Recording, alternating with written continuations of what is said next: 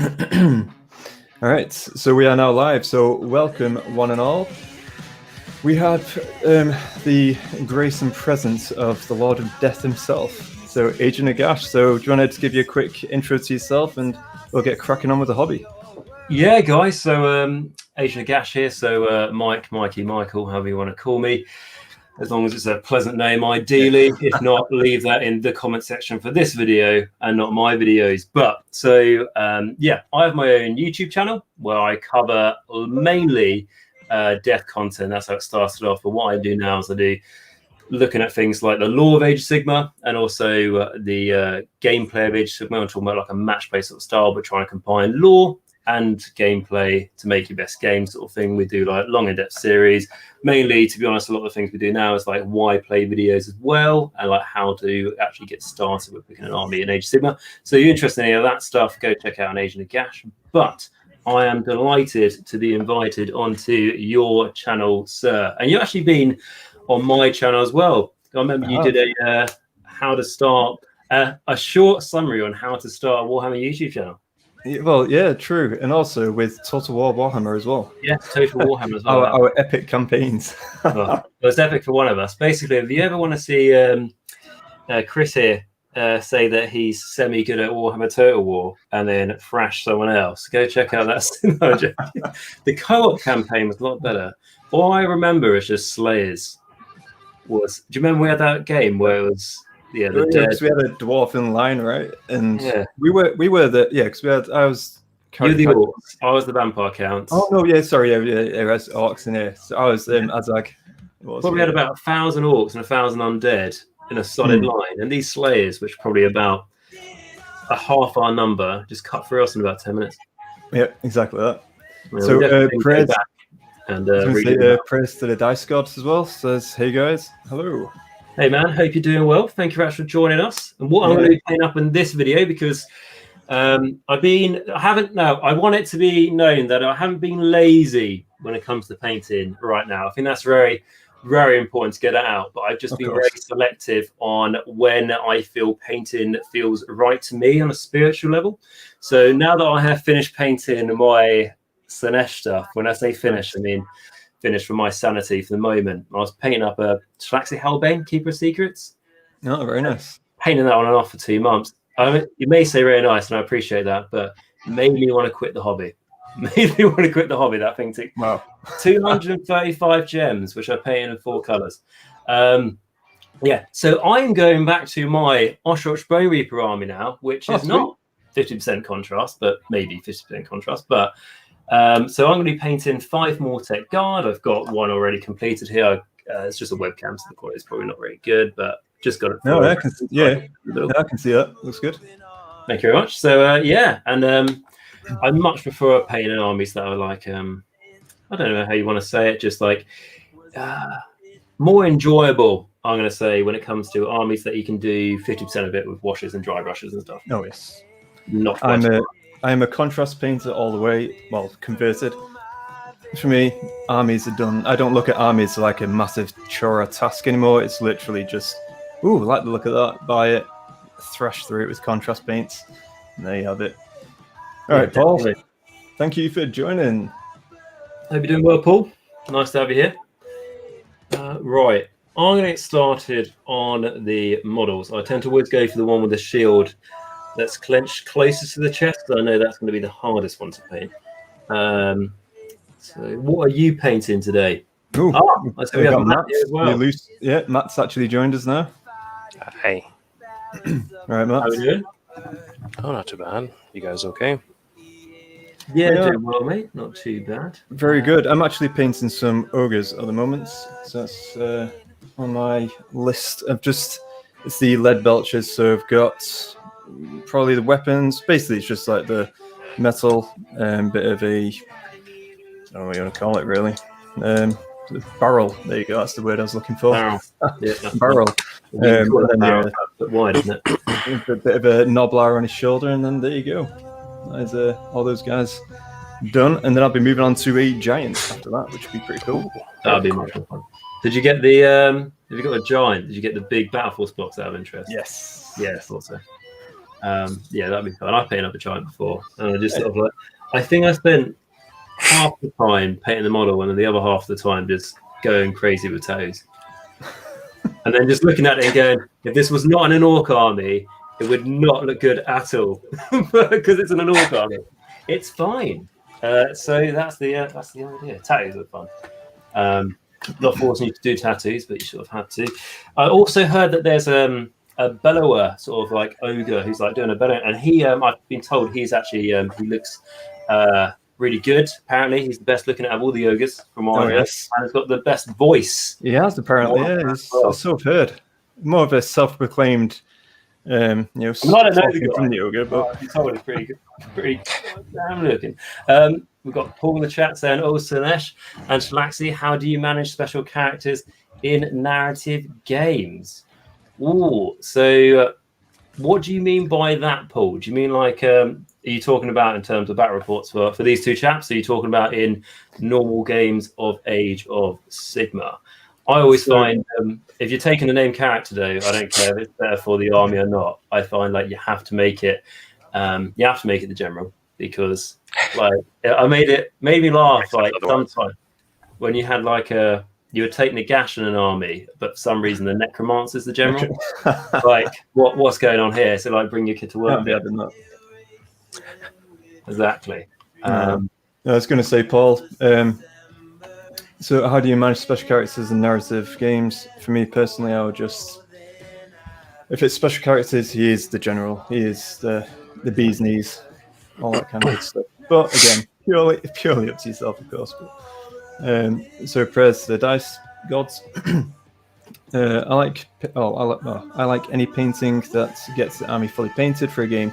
Hence, honestly, contrast paints all the way for me. To get an army done, tabletop ready or battle ready or whatever you call it these days. Let's get it on there, and yeah, it's great stuff. Yeah, like it's not even. I don't know. I think like maybe it's just me, but I feel like there's a sense of like pride of going, I don't want people to think that my army's just painting with contrast. Honestly, if I can brag about my army painting by contrast, it means you've been smart enough to find a way to paint an army at about a third of the time. So in one of my shelves in my cabinet, I've got a Nighthawk army, and then the other shelf I've got my Sinesh army. My Sinesh army is the army that I look at as, for me, it's been the best painted army I've managed to do. I really wanted to push myself. But I look at it, and on one shelf, I've got 25 Chaos Warriors, 15 Knights, a Chariot. And I look at that, and I plot that as 200 hours worth of painting. And then I look at the Nighthawk shelf, which is, if anything, more models. And it's probably about 50 hours. Yeah. And it's just like, what? And it's like, but which one would you do if you had to do it again? Because, the end result and everything, 100% the Nighthawk. Yeah. No, I was saying this to Matt the other day, actually, about we're having a conversation about the army that I feel most prideful about is probably my KO. And that's because, again, no contrast, but I was, spent many, many hours on it. It looks great, all that kind of stuff. Not that the contrast paints don't, but at the same time, I would always choose the contrast paints just because get through the army so quickly, and it still look good, and that's what I'm after in my painting anyway. Exactly, and I feel for myself as well. I mean, sometimes I do enjoy painting, but it's very few times. And what I most enjoy about painting is when it's done, because then it kind of feels like a sense of achievement on that one. And it's I've always said great thing about Warhammer is it takes your eyes away from a screen, and if you're on a YouTube channel or something, you know actually how much time you spend on a screen, or if you work on computers or something, it's nice to get a bit of a break. And also, if you were to compare this to other entertainment like a computer game or something, once you turn off the console, I get it, you can save your campaign and all that sort of thing, but this is actually feels like a tangible product of the work and effort you're putting in. And I find you can paint it all, and then with friends and mainly family and distant family members who've never heard of Warhammer, they will be amazed when they see you. Like, bloody hell! How much did all this cost? £50? And you go, yes. Like the cabinet did. Yeah, not quite. I had my brother look at my Archaon once, and he said, "Okay, like, whoa, I bet that cost about." In a really serious tone, he looked at. He looked at the whole cabinet. He looked in a really serious tone. He said, well, I bet all this costs like nearly £100. I'm just looking at the one Archaea, and I'm like, by the time I bought the basing material for it, yeah, it's more than. But obviously, probably a bit under that, mate. That's how much. Just let them dream. Just let them dream. Yeah, exactly.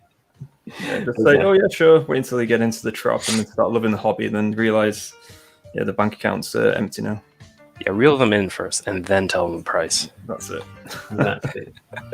That's what. So I've set aside my latest Keeper's Secrets, third party, and I'm converting some fun Iron Drakes for my burgeoning City of Sigmar army. Very cool. That's nice. So that's it. Sigmar. I've got a rather large Dwarden army as well that needs fantasy, that is. And they're just tucked away nicely at the moment. Need to eventually get to those guys. Add it to the list, right, Matt?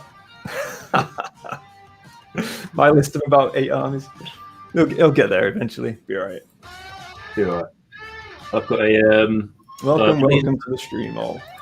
Legion of the Gash army. It's like half my army. It's like it's all like being rebased, but it's kind of like a bit broken because skeleton spearmen you have to pick up from the spears because that's the easiest point to move them from. But then all the spears falling off. But then if your skeletons don't have arms, you can still legitimately say to your opponent it will still attack you with a spear because it's skeletons. And if Total Warhammer can have your skeletons run around attacking your swords with their arms falling off, then I say tabletop should be the same. Go for it. I know I have an army as well that feels like it's a little bit stuck in the past, and it's like it's sometimes hard to look at it and drag it out. But then you see there's an old Vampire Lord and Zombie Dragon on eBay that you shouldn't have bought for £20, but you're just like look, someone else is going to buy it, and you can't be having that. So I decided to add to the collection. Nice. That's the problem. Yeah, it's quite cool. It's like, don't get me wrong, it's missing like 3 claws, but you know, I'm sure a terrorized claw is no bigger than the old dragon claw, maybe. Might be. Is that? I don't know. I'm trying to think now. Is that Zacharias? Yeah, it's that one. Didn't come with the rider. Oh, okay. Shame. It's just I was going to use. So I bought it at the time where you could kind of still use like the vampire count units, right? And I was going to use it as a Vampire Lord and Dread Abyssal. Oh, okay. And then Games Workshop didn't want to play with old toys, and then I was like, okay. The days when Vamps could ride Manticore or like special characters. Yeah, this is going back a long time now. Showing your age now. But what I was going to say is, who knows the Soulblight Gravelords coming out? They looked like there was a new model. Like I saw your little blurry picture. Thank you. Yeah, took ages to do that. Yeah, it's man, I'll tell you what, they are some tasty looking models. I think out of me and Matt, it'll be Matt, who, strangely enough, who will be getting this new army. Oh, really? It depends. I mean, if I can get through my backlog of other stuff, then I possibly will. Also depends on what time, when they put it out. Okay, I'm very interested, definitely. Paul's asking about, we're going back here a bit, but Paul's asking the generals thing. So if we have special characters, do you actually make them your own, give them your own character names, and then just utilize their rules, but obviously like kind of blend it into your own story? So basically make it your own, in essence. Yeah. So I've named every single one of my Nash heroes because they're all converted, and I even named every single one of my Chaos Warriors until I got to about 6 Chaos Warriors in. I was like, no, how many do I own? About 30. Yeah, this isn't going to happen. But I did it with the names of the heroes. But unfortunately, because of the situation in the world at the moment, I haven't actually been able to play a game at all with my Sinesh, pretty much. So if I ever need to refer to their names, I have to go onto my Instagram to remember to see what I named them, and then not call them all Slovax's Silvertongue, because I'm pretty sure I didn't give them all that name. But yes, I do go like I can't think of a specific example, but let's say my Chaos Lord on Karkdrak, who is Slovax's Silvertongue, obviously. He's a general. It's got a command trait. It's got an artifact. You know, if he happens to be in Slaves of Darkness, Ravengers is not special because they all get command traits. But anyway, what I do, let's say he's got a command trait called like the Cloak of, I don't know, Cunning, and then he's got like a sword called something really generic, like the Fire Sword. I will then like twist what the artifact and the command trait does to the narrative that fits my my guy. So if it would be like, how is the sword enchanted? And it's like, well, it's actually called I don't know, Silver Tongue. Just go to Silver Tongue. It's actually called Silver Tongue. You know, the Flayer Lord. Oh, that sounds quite dark. Yeah. So what he does is he skins his opponents alive and then wraps the sword around the skin around the sword, and then that becomes the the grip, and then that's actually what's empowered. Because I go, can dead skin does that empower? Yeah, it was from an elf. So yeah, power in elf. So now, and then it will just be like, well, I say elf. It'll be whatever my opponent's army is, and then, what's the the thing? What I really like talking about the dark humor and stuff. It's like with the Sinesh army I've done is, and the reason I keep mentioning it is because yes, it took 200 hours of my life and it's not done yet. So you'll hear more. So. Because it's all like painted white and this Sinesh they start, it's all like white armor and like nice purple silk and all that. Yeah, I've actually had someone who doesn't do Warhammer, but they've seen a picture and stuff, and they've actually said, "Are these like the good guys?" Because it's white armored and it looks all pretty, basically. Yeah. And it's like, no, they're the lovely silk banner. Yeah, that's not silk. It's what's it made out of? I don't know, pixie bums or something like that. So yeah, I can't remember what started this conversation. Something about narrative in your game. You should have left some breadcrumbs around before you started that. Should have done. That's if anyone who hasn't seen my videos before but wants to hear someone talk about that sort of stuff when they're meant to be reviewing specific things for about 2 hours. Yeah, go check that out. Yeah, honestly, it's good stuff. Sorry, I don't want to derail the topic, but I did a Anstar collecting video on the Stormcast Eternals the other day. Ooh, Stormcast Eternals? I think I missed that. Yeah, well, basically, so right, I'm Mage Nagash, which means that lore reasons I hate Stormcast. Now, actually reading the lore a bit more updated, turns out I should replace Stormcast with the Luminous Realm Lords, but we'll get to that later. But, oh yes, definitely. Yeah, but with the Stormcast, and also like I played Age of Sigmar before there were points, and me and a buddy of mine have a bit of a joke how I used to fight his army, and when we counted the points up, I was playing with 1,300, and he was playing with 5,700, and the missions back then were kill the enemy. There was no objective. Yeah. I'd actually won like 2 out of like 30 games, so I don't even know how that happened. But I need a free project. So I'm still convinced that Stormcast is the most broken army in Age of Sigmar. I admit my view is completely wrong, and they're probably one of the least broken armies in all of Age of Sigmar. I can attest to that. Yeah, exactly. Currently, in their condition right now, they are not anywhere near as broken as they used to be. Like I think way back when, like at the start of 2.0 with the Evocators and all that came out, I think they were pretty powerful then, and then now they've just gone downhill. Or maybe not downhill, but just power creep has caught up with them and surpassed them. Exactly. I feel the same with like, I was talking about a unit the other day, like Crypt Horrors. Like I read the Crypt Horror War Scroll. I don't know if people are really aware of them, but basically they all make, you take 3 in a unit, you can go up to units of 12, they make 3 attacks each, 4s and 3s, no rend, 2 damage. You get any 6s to the wound, it's 3 damage instead of 2, so high damage. And you can easily get them access to reroll failed hit rolls, and you can get them fairly easy access to reroll failed wound rolls. So suddenly it's like, you take a unit of 9 of them, you have 6 of them, and they're not too slow either. It's a high damage dealing unit. So the War Scroll works really well, but then when you implement them in game, you realize that actually maybe it's the mindset of reading a War Scroll, or it just feels like it hasn't caught up with the rest of the armies. I'm very much looking forward to 3.0, where I don't want to go into like the top 5 armies and stuff, but because clearly there is a distinct top armies at the moment, and my personal opinion on it is kind of like, I don't want there to be that much of a distinction for the top armies compared to the other armies. However, I think what the better thing would be, which I'd accept, is just bring all the other armies up rather than those armies down. Because from what I've heard, all those like the 5 top armies, I should say, they're battle tomes. Yeah, sometimes they can be obnoxiously like powerful compared to the rest of the armies, but the battle tomes are written really well. Like it gives you loads of options. So I was going to say you are the meta player out of all of us, so I've obviously me and Matt. So you would know. Only when I want my game. We're like, oh, that's a pretty model. Let's use that. Yeah, exactly. A Hydra, yes. Exactly. Ooh, multiple heads must be dangerous. Must be damage one. Yeah, like I'm competitive when I win my games. When I lose, 100% a narrative / open player. I thought we were just playing about the models we liked. Is that why you brought loads of Mortec crawlers? Yes. Exactly. Did the Cowboy do 5 damage? Didn't realise. It's going to keep up a bit of chat now. So the Knight of Zen. So he's made the stream. So welcome. Is it Knights of Say Ni or the Knights of Zen? It was definitely Knights of Zen, but I thought it was Knights of Say Ni for a moment. What we got? So hopefully I'll have the painting part because I want to have a nice looking army and I could show off instead of hide of shame. Yes. Hey, that's what we all want to do. Okay.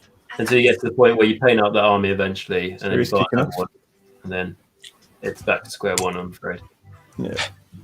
My advice, never sell your painted army to buy an army that's not painted, because you're only going to go down. I like that. Alejandro, hey. Night, thanks for joining. Hey, man. Hope you're doing well. In fact, going back to Alejandro, we're going to be doing your location. So we'll touch on it briefly now, but we have got the campaign map, and for those who are new to the channel as well, we do narrative battle reports. So it's match play games told in a narrative fashion.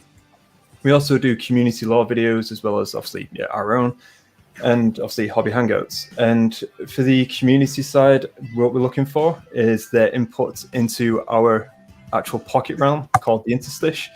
And so far we've had quite a lot of input, which is pretty cool. And so they've added the characters, their locations, obviously the backstories of how they got into the Interstice as well.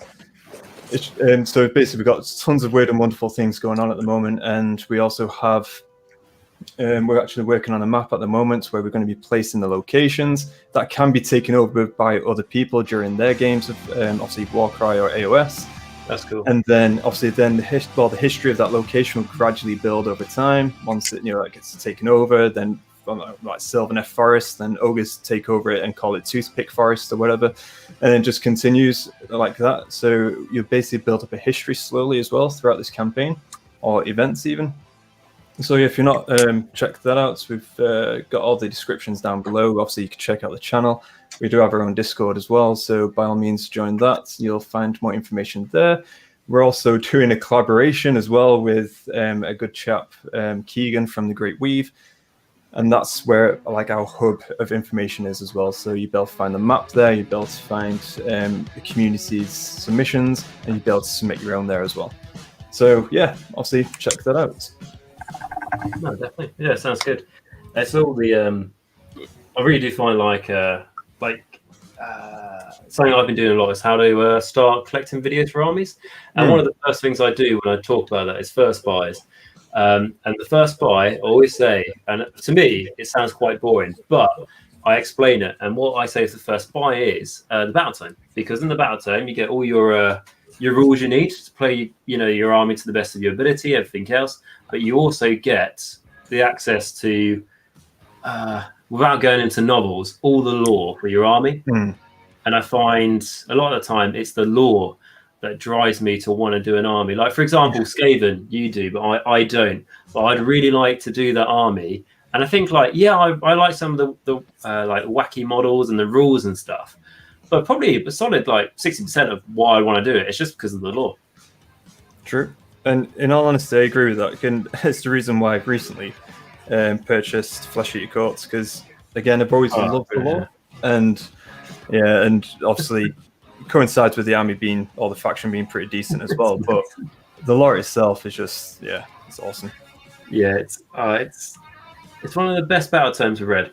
I'm enjoying it so far, for sure.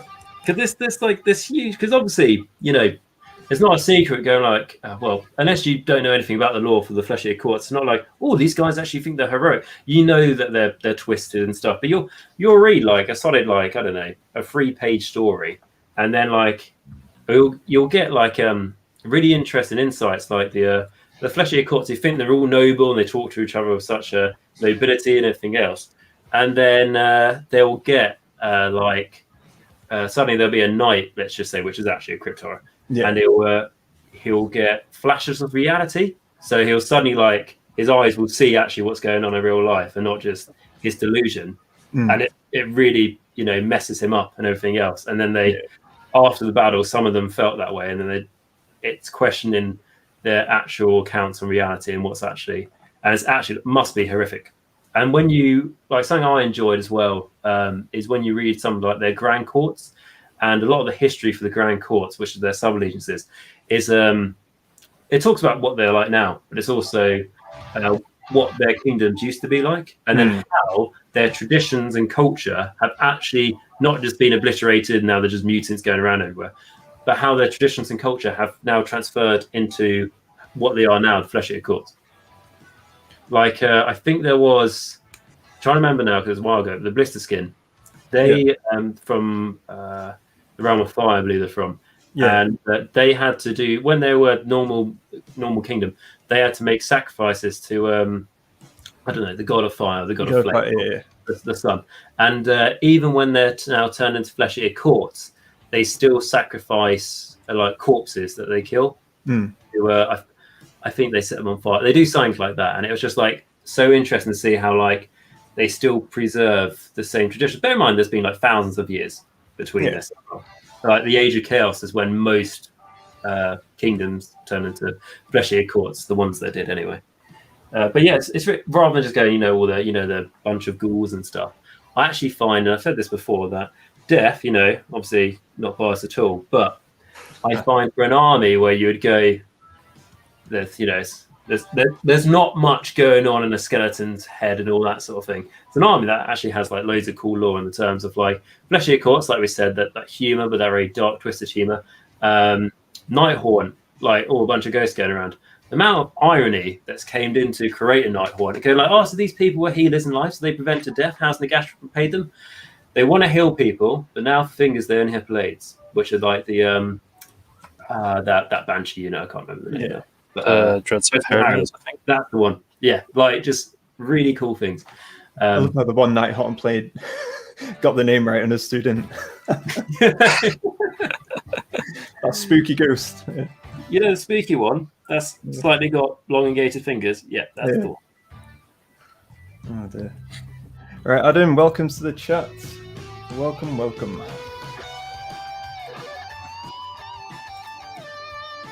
Clearly, Wood Elves are the superior army.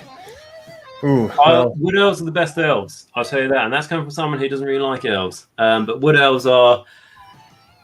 Wood Elves are definitely the best elves, 100%.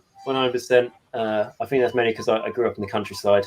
And that's 100% influenced that decision-making. But, yeah, 100%. I used to climb trees. I remember you saying that, actually, when we used to stream Total War.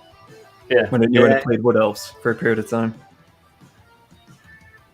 But yeah, Wood Elves. I was posting about how much I like to play Wood Elves. And you're like, do you want to play them? Like, no, I'll play Chaos Warriors again. I know, straight away. Yeah, it's true. Not even any hesitation. What I was going to say, the Dark Elves are cool. I always find High Elves are a bit too... not that they think they're better than everyone, but they are... No, they do. It's not... but it's not that they think. Oh, wait. Are we talking that they know they are. Are we talking fantasy or AOS? All the same, aren't they? Which one? All the same, aren't they? Well, kind of. But yeah, I don't know. I've got to say, fantasy, we're very much, it's very much superior beings. Then again, I know Lumineth are as well, but even actually to an extent. They've all got definitely that same theme of superiority. My goodness, Teclis is so high up on his own horse. It's ridiculous. Yeah. It's when they, not to ruin I was going to say the latest Broken Realm book, but really the old one, because Broken Realm they made Broken Realm Marathi, and then half a year later, here's the next one, and then suddenly it's a week later, by Bellicor. I haven't got enough time to read it all. But what I was going to say, but just the arrogance of in the tech when let's just say, I'm not going to spoil anything in case people haven't read it yet, but when Teclis forces engage Nagash's forces, because that does happen. And the way how Teclis has got his strategy behind it, it just feels like it's not even like, oh, we've got to be careful of the enemy. Just completely underestimates the Gash's forces because he just thinks he's superior. And the tactic he's got is just it's faultless. And then the Gash as well, because he thinks he's amazing, makes the same mistake. And it's like a really interesting dynamic. And if anyone who hasn't read the books and can't buy them because for whatever reason or doesn't think they will be able to, 100% check out 2 Plus Tough. I knew you'd saying that. Yeah, honestly, we big out that channel so many times. It's where we do most of our catching up as well. Yeah, 100%. I'm not gonna lie to you guys. Sometimes if I don't have time to read a book, I'm going on his video. It's like read the book or watch an hour and a half worth of content. Yeah. The thing Not even an hour and a half, really. If it's like a whole series, I'm thinking if it's like 5 episodes. The thing with Doug though is he doesn't just read page for page what it is. He will break it down and explain how it impacts the story and everything else. So there's a reason why he's done so well. And to be fair to him, he was one of the first AOS channels. He did it before AOS was cool. So like. Good on him. He's played a dwarf, hasn't he, on here? Oh yeah, he's played a dwarf, yeah, and I think he's lined up to do a Stormcast Eternal. So yeah, you don't want me to do that Stormcast. We'll have fun with that. Yeah, he played one of our dwarf guards, that unfortunately got wiped out. I never confirmed that technically. He could come Well, back. the city did pretty much. So it's just like, how do I do, guys? Do you want me to come back yet? Your character's dead, mate. But yeah, your character's dead, but we got something else. Stormcast Eternal cannot die. We'll post the check to your next of kin. Okay, so question here: is there an army that really, really needs an update, either rules or models? Yes. Oh yes. Right, I'm going to say one that I'm just hopeful for. I don't know because again, I'm not a mess player, but at the same time, I would say Idoneth Deepkin in terms of a new book because they haven't had a new one since their first one came out, and obviously expanding the lore. I'd love to see some endless spells alongside it as well, all that kind of stuff. So, and how they're actually influencing the realm a bit more as well. That's where I'm coming from. But cause I'm not like an Idoneth. One of the most obnoxious competitive armies. Well, this is what I'm saying. But yeah, if they got redone, then it won't be steel heavy. I know they got an old book, and then they got like a big update in the Broken Realms, but they are one of the oldest books I do. Yeah. And then as soon as you started saying like a change in how they impact the lore, I'm like, yeah, 100%. So I have no idea what they did since the Necroquake. Like they're involved in that. That's what I'm saying. So it's just like, yeah. There's something I was saying as well is just to take us off topic now, but to talk about the lore and what needs to be updated. I was talking about like destruction the other day, and I was just thinking like, I get it, why most people want to play destruction, orc / ogre / grot / troll / giant want to go smash, like that's it. But I get it, it's fun, but I really feel like they need to, rather than just it's a force of nature, like an earthquake or a hurricane, it just goes through things. It should impact the story a bit more. Like, maybe it's just me, but I feel like most armies want an end goal. They'll never reach the end goal, but like they'll a tie rather than just smash. That might just be me being me. But I feel like I don't know. Well, like even if it was like something as simple as like the York War clans believe that they create enough war energy, they'll break the realms, and then the realms will split into 2, which will allow for more fighting. And their idea is to create enough war energy to split the realm. Just something like that. Just like a bit of an end goal kind of thing, or like a purpose or something. I know the purpose is just battle, but it's also nice. Maybe that's what they're building towards. I mean, there's. It sounds like what's his name? Kragnos. No, not Kragnos. The big mega boss guy. Gordrak. Gordrak. Yes. It sounds like they're building him up to be doing something epic coming up. Yeah. I just don't know what though. Yeah. But it sounds like they're building him up. They've been kind of foretelling this for a bit. To update his rules, but an army that could do with like a rules update and stuff. I like Legion of the Gash, but it's getting one. It's getting sold like Grave Lord, so that's fine. Maybe think of the old books. Oldest book is Mad King of Nurgle, but I'm not a Mad King player, so I don't really know how they feel. They feel like their books like pretty outdated, but I think Blight King still do pretty well and stuff. But yeah, I think in terms of lore, I'd really like to see some destruction stuff. I tell you what, Beast of Chaos. There we go. Update. New models. I still like some of the models. Best of Gore I always like, but they need more models. Their lore should be updated. They should have a bigger role in the events. That's why I've Age of Sigmar. But what I will say is reading the Beast of Chaos book, which was like a book I never really looked at until I did my long in-depth army series, which is like 10 to 20 hours of them. Yeah, like it's almost tempting me to get another army. yeah, exactly. It's like when people go, "Oh, watching this makes me want to do army." It's like, how do you think I feel now that I've been studying this book for about 40 hours? But what I was going to say is, while I'm like, I never really touched that book because when I heard people talk about Beast of Chaos, I was just like, "Oh, don't waste your time." The reason why I do these long in-depth series on armies that maybe not as popular, it's like people who are new to the hobby or maybe don't as competitors, but they don't know why this army no one talks about or why it struggles, everything else. But when I read that book for a long time, like I said, what I realized is actually it's one of the best battle tomes I've read in terms of the lore, because that book has so much lore in it for actually the history of the mortal realms. Like, and the idea that the Beast of Chaos, there's some that align themselves Chaos Gods, but they don't particularly like the Chaos Gods because they see the Chaos Gods as just one aspect of chaos.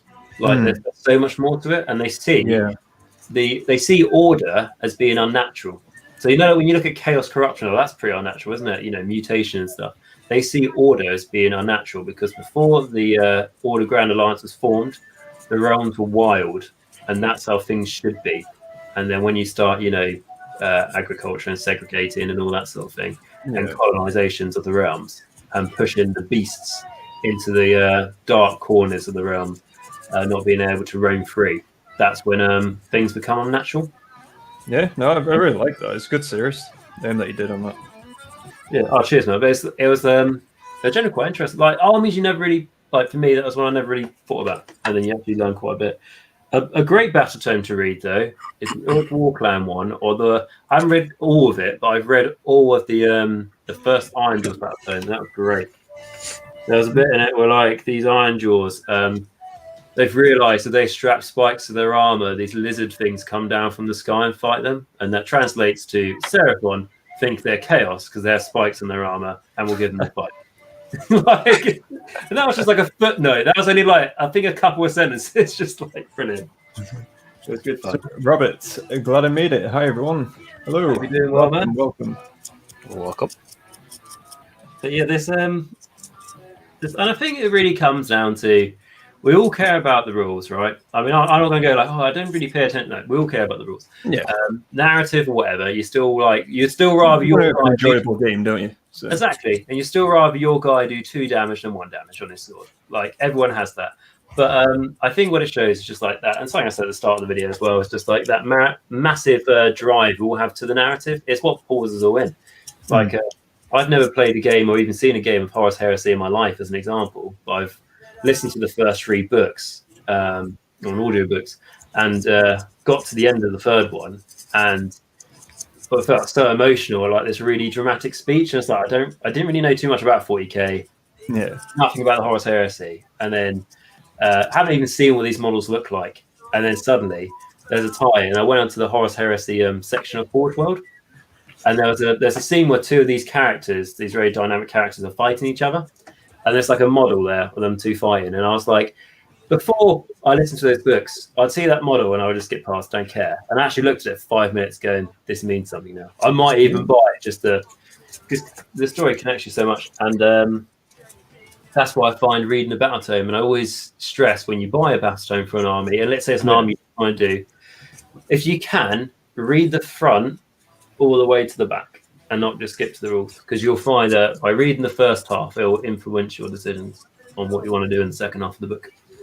Yeah, it just shows the power of having a good narrative, really. Yeah. Having a good story connects you to your army so much more deeper than saying, it's a great rule, I love having that guy in my army. But like having a reason, having a story for it, having a reason why that character is cool or why that character is so powerful. I think that gives us so much more depth and meaning. Gives you connects you more to your army more than any other rule could possibly do. I completely agree. Like I was talking about playing Schlaxy Hellbane, which was the worst hobby experience I've ever had in my life, and she's not even good in the game in my Slave Darkness army. However, in the lore, she is Sinesh's top assassin, and when Sinesh has a sudden anger or annoyance towards a certain individual, Shalaxi will just get infused by this sense, and that anger from Sinesh is enough of a almost like a sense to be able to force Shalaxi to track this individual down. And also Shalaxi has got this ongoing duel with Bloodthirsters. Bloodthirsters and Scarband, and they've never managed to best each other. That's and cool. and there's that. I think if you know, Shalaxi Hellbane is the named character for the Keepers of Secrets. Yeah, that's it. There's, if you know that, then you've probably seen the artwork of her tying down a Bloodthirster, and then there's that spear, and then there's just that little shadow of a point like on his heart, and you just see that, and you go, that's great. And the spear, well, I'm looking at it now. The spear is like if it was real life, it's about 4 stories tall. Like it's. Just a little prick. Just a little prick. Chaos warriors on top of themselves. Yeah. Obviously, the spear's bent because something that size is not going to stay straight forever. Annoyingly, I put it in a GW case, and here we are. Biggest thing I'd say though, going on topic, is magnetize. What you want to do? That's something I've done lately. I've got a big plastic container, 4 sheets of A4. Magnets, put that down at the bottom, glued it, magnetized to the bottom on bases. Now done that, literally eyes watered because I didn't realize actually how much super glue is bad for you at that time. Just emptied one of these onto the bottom of a tray straight away, and the stinging in your eyes is unbelievable. So I did that, and then put the magnets on my bases, and then I was surprised that when I picked it up, put more magnets than you think on your bases, but picked it up and didn't turn it upside down, but sort of turn it to the side and stuff. And all these models, all my Chaos Knights, all got this massive lances, not moving around at all, really secure, and it was really, really cheap to do, and wasn't even that hard, and it's great for storage as well. You do that a lot, don't you? What I've done with these ones, yeah. I got. Is that what you done there? Yeah, 4 those really useful boxes. I think that's what they're called. Yeah. Magnetize the bottom, magnetize the lid, put things upside down. They're fine, or at least the infantry units. At least I haven't dared to do anything with large units upside down, but infantry, they're fine. Yeah, that's great. I've got to admit that I have definitely not done any of that. But then again, I haven't done much traveling with my recent armies. Old school me is just get a container. They're all in there. Go. I'm telling you, even just storage. For example, I got the typical. I think if any of us have got a display cabinet, the IKEA one for £40. Yeah, that's what I got. Yeah, got that, and I've got all my Mortarks in it. So I've got Neferata, Arcan, and Manfred, because obviously you have to build them all separately. If anyone says magnetize them, that's a stupid idea. So what I do as well is I've magnetized all their bases as well as things like my Manticore for my Slave Darkness army. And what that means is that I can put them in a Tupperware, and then because otherwise, if I don't have a magnetic, not Tupperware, storage box, they can't really go in a normal case. So they have to stay in the cabinet, and then that means I can't put anything else in the cabinet. So it's great for things like that. Arcan was too big, and then I had to fix his staff, which is something I did not enjoy doing. And definitely check before you put the lid on. There's only one way to find out if this model's too big or not. Death or glory, because I'll catch up with you. Yeah. What was the question? It's when it's moving on. I remember. Again, we need to start laying those breadcrumbs before we start on. So Alejandro, obviously he's excited about seeing his shiny goats in the Interstice, which is going to be very cool. It's going to be based in the realm of Ulgu or Shadows. No, that'd be good. I just think I'm going to go on another story time now. Here we go. Wait. Which story? Where are we going? Which chat? Beast of Chaos. So it is Chaos, me. okay. Forgotten the guy's name. Sorry, I'm very bad. But Alejandro. Yeah. fantastic. Just talking about Beast of Chaos again. So going back to their battle tome, one thing I really liked is, depending on where the beasts are, depending on the realm, that's how they look. So to be honest, the models you buy for Beast of Chaos are very not consistent on how they should be in the mortal realms, because like if they're from Olgu, not saying they have to be, but they're just saying there's examples of Beasts of Chaos from Olgu where they have all the hair and the beard and all that. That's actually made out of like a smoke substance and everything else. Or if they're from the realm of life, it's like knotted roots and everything like that, which is quite interesting. There's like like bull gores, but there's shark gores and stuff. Like I've actually had a buddy of mine. He's called what's his name on Instagram? Trasher Panda, and he's done a few conversions where he's had like shark heads and all that sort of thing. I mean, God, he had to buy quite a few Deep King kits for small conversions, but like looks really cool. And you can it's an army you can go crazy with conversions with, which is what I really like. Oh, it sounds like it. Just narrative wise, it sounds like it's encouraging you to convert all your stuff. There's even ones that hang around in the like clouds that are salted. There was a dwarf hold that when they escaped to the sky to become a Caradon Overlord army in the realm of not the realm, the Age of Chaos. By the way, I've painted 5 swords for a Mortek Guard, and I've been talking a lot, so just so you know actually how my painting progress is. So basically, when this dwarf hold decided to escape the realm of Age of Chaos because it was being assaulted, they escaped to the skies and the sky ships, like most of the Caradon Overlords, and that's how they became the Caradon Overlords. However, this Sky Fleet, I suppose I would call it then, they went into this segment of cloud that was actually swarming with like flying creatures of Beasts of Chaos, or they could walk on the cloud or something like that. And they destroyed this Sky Fleet. And there was this one escape pod that managed to make it back to another Sky Fleet.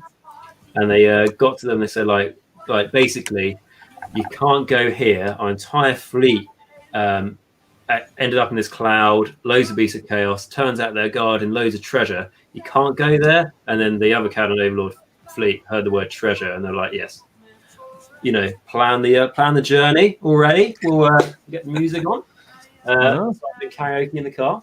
And then they were, I don't know what their fate happened, but because it was the Beast of Chaos battle tome, presumably the Beast of Chaos won and the Caradon Overlords lost. That's how most battle tomes go. They make the army seem invincible, which is fun. Yeah, of course. You've got to sell it, right? Yeah, exactly. So Adam is actually is obviously in chat now, but he has obviously joined the Pocket Realm as well. But he has created his own lore book as well, battle tome even for his Avalon kind of Wood Elves. It's amazing. The amount of effort, time, everything put into that battle tome. It's just it looks incredible. The stories, everything like that, and obviously we're going to be telling some of those stories as part of the Interstice as well, which is going to be really cool. But yeah, he's done amazing work on that, and yeah, just massive testament to him. Adam, are you on the what's it called now? Because it's called Age of Sigmar Wanderers, but maybe called Age of Sigmar Wanderers in Cities of Sigmar these days. I'm on that page. You might be as well, because I think I saw like a unofficial battle tome artwork. I love the world. I'm not to come back, but at the same time, already have enough armies. So I'm kind of like, when some people are like, "Oh, I wish Games Workshop would release this thing," and go, "Really wouldn't." Well, what I mean, in the bank account and family members really wouldn't. Yeah. How's this? Bad enough thing in that blurry photo from earlier that they showed of the New Soul Black Gravelord monster. Turns out the picture was from a White Dwarf, which I knew, but apparently also in the White Dwarf it's saying how to convert up your own models. So maybe a conversion, unfortunately. Yeah. I saw that same picture, and it was describing something about. I heard people were saying it's describing something about Cursed City as well. So what is that? What's going on with that? Have they left something about Cursed City in there still? That could be cool. Because I heard that model was its name anyway, so it might be just Kit Bash, but its name is can't remember now, but I can remember its title.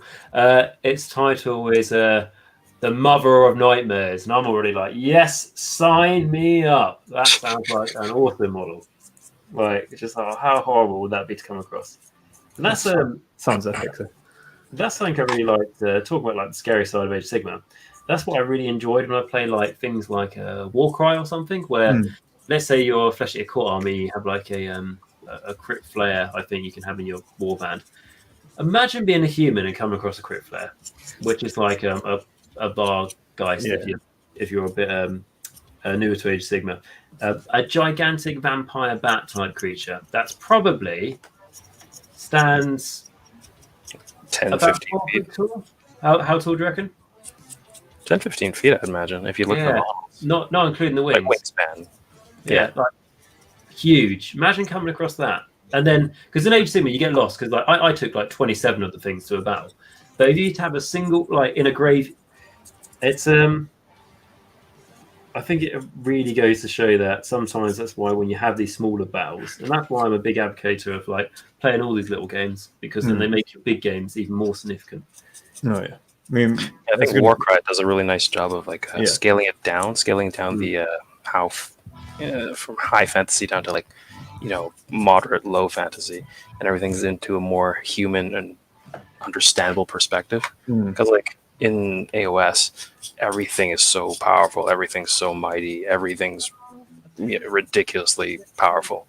If you're not a god or a demigod, everything's so fragile, right? Everything's like human. Everyone's like of our guys, like you said, can actually be like a massive force, just a single one. It'd be a monster, wouldn't it? Basically, like I know it's not keyworded monster, but you saw that thing on your way to the shops. You go, this is a cooler end to the world than I was expecting, but you'd be scared, wouldn't you?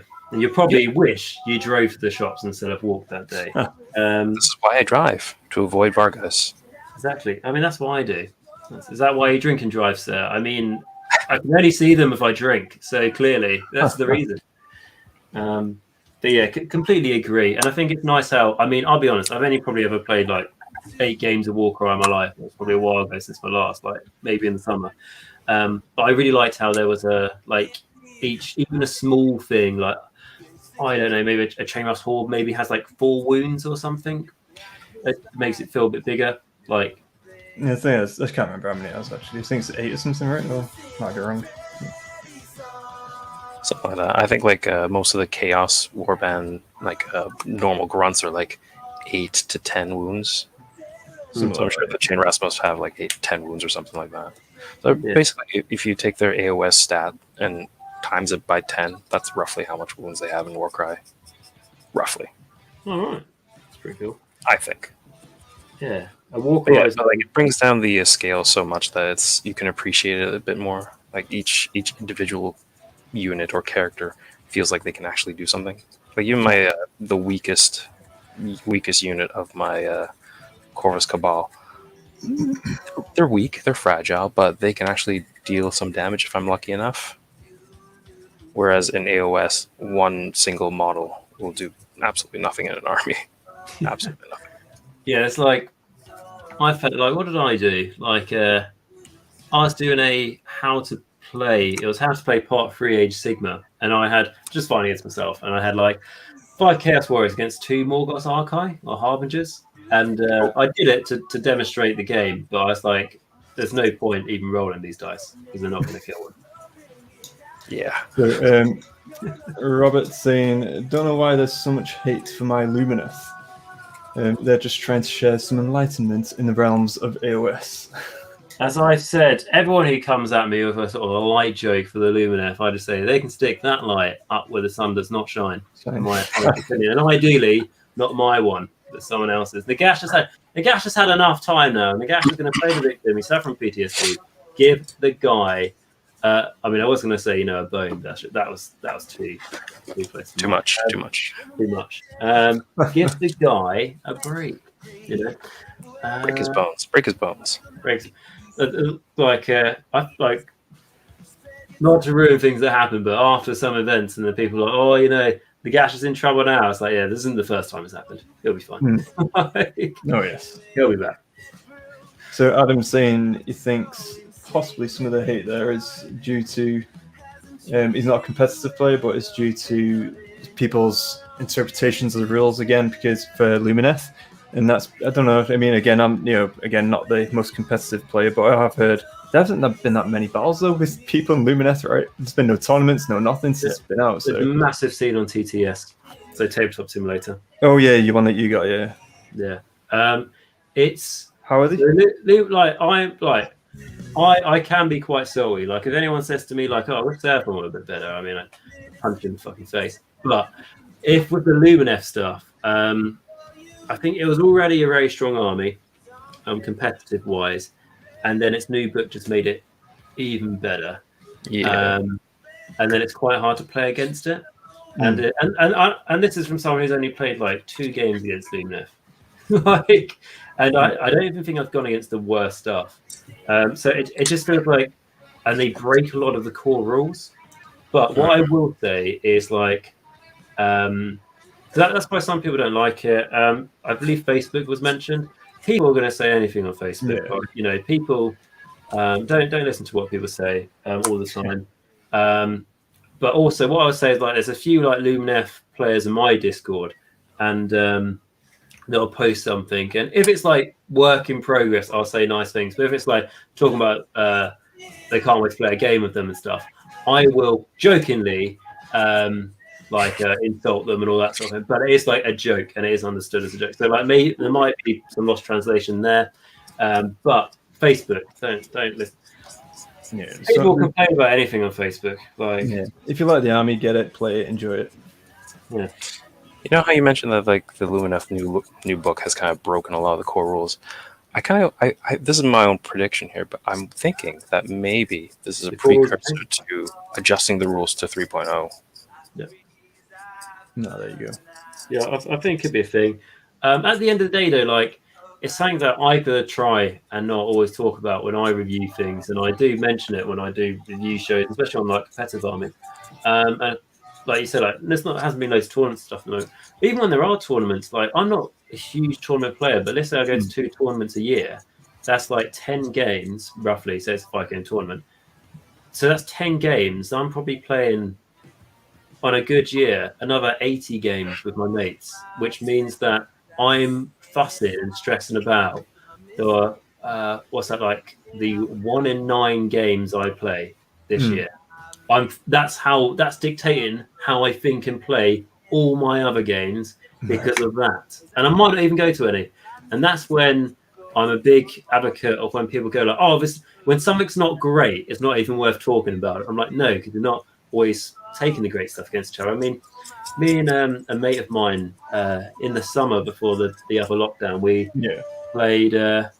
I played Nighthorn, and he played Blades of Corn, and we had a bloody good game. And they're 2 armies. I'm not saying you can't do well with them, but they're 2 armies that people would rank as not doing so well. Yeah. And it felt competitive. It felt like we're playing for fun. Like don't get me wrong. Like I'm sure chucking Neferata in a Nighthorn army isn't the best thing to do. But Neferata hadn't seen the light of sun, which is, to be honest, she probably enjoyed not being in the sunlight. But they've been on the table for a long time, and I was like, yeah, she needs to come out. And don't get me wrong, she's got a -1 to hit bubble. A Mongol has a -1 to hit bubble. Maybe there was some synergy there. I don't know. I'm not a competitive player. Of course, you just don't do list building or anything either. Neferata managed to kill a model though, which they're not very good, those Mortarks. So when I do anything, I'm really happy. It was only a brawl, but it was still good. Yeah, we're talking a long time ago, but I have used Manfred, and in the past, again, this is when AOS, when they very first came out, I think. And it was a bit squishy. I'll tell you what, they're expensive in points, but it's their 11 wounds and a 4-up save. Yeah, you just make it 12 wounds, because they have loads of ways to heal, but they have to get in harm's way to heal, which then turns out it doesn't. But when I did my how to play part 3 for Age of Sigmar, and I had Legion of the Gash versus the Slaves of Darkness, Manfred charged like 5 Chaos Knights, and I think he killed most of them. Like that was cool. That was like Manfred hasn't seen any combat for ages. He just ripped apart them. That sounds pretty good. Yeah, exactly. I mean, you know, the Morghast maybe did a lot of the work for him, but you know, neither here nor there. So Alejandro, basically, so he's a Beast of Chaos. Were originally from Haish, but they were defeated by the Lumineth. Bit of a segue there from our Lumineth conversation about being OP. Unsurprisingly, Surprisingly, yeah. And by the Lumineth Realm Lords and forced to flee through realm gates into Ulgu, and obviously they also closed the gate behind them. That sounds pretty good backstory there. And now they are in the Interstice as well, which is very cool. that's cool. And I tell you what, it's nice to see like bad guys on the run. Sorry, they're not the bad guys. They want the natural order of the mortal realms, but it's nice to see them a little bit on the run rather than, because I think there's a story for the Beast of Chaos where you got the Dark Walkers who chase Wanderers through realm gates and stuff, and they never stop chasing them. So it's like a reverse. So Robert's saying as well about the Lumineth. So he plays a fluffy Lumineth force. Saying he wants the opponents to have fun. Anyway, yes, Lumineth can be powerful, but they're hard to play. Also, with that to be good. So good job.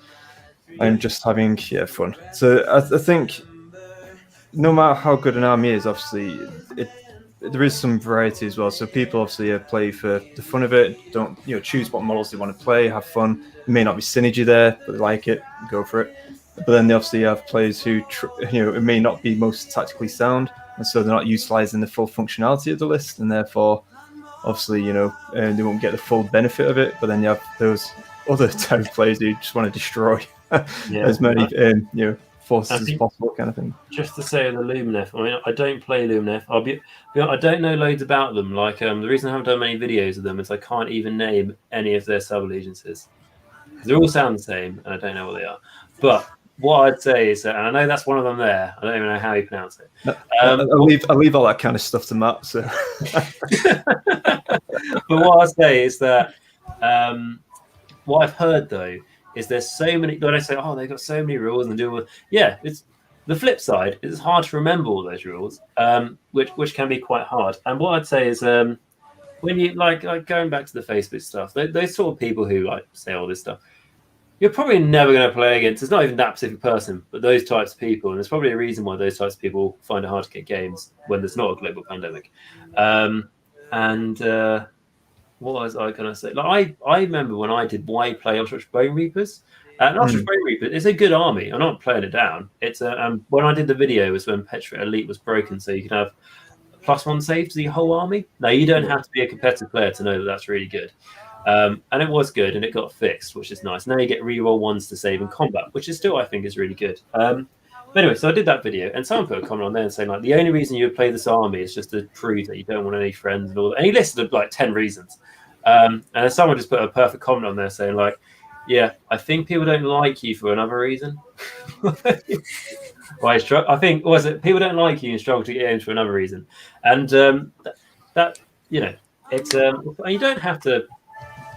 You don't have to play like the most competitive stuff, or even if you're like, I don't know, Sentinels are really good, right? And you just say, I want, rank and file, loads of phalanxes, are they called? Like the big spears. Yeah. I want my blocks of shooting behind them. I want it to look like something from, I don't know, ancient Greece or something, maybe history. Want to look like that. Let's say your opponent, your friend, all their synergy involves around this like one little support hero who's hiding behind a building, and you go, oh, I'm going to shoot him, and your opponent goes, oh yeah, but you can't see him. You go, yeah, I don't need line of sight. And you go, oh okay, maybe not fire all 60 of you guys into him. Maybe give him a turn to do something. It's what I'm trying to say is even if you are playing with competitive units, you can try and build towards the narrative. Like, would all these archers aim for one man under a building? It's like someone said it perfectly. I reviewed Mortec Crawlers, the catapults for the Ostrich Bone Reapers, and the Gothstar Harvester, the big corpse cart guy with the literal definition of a boner.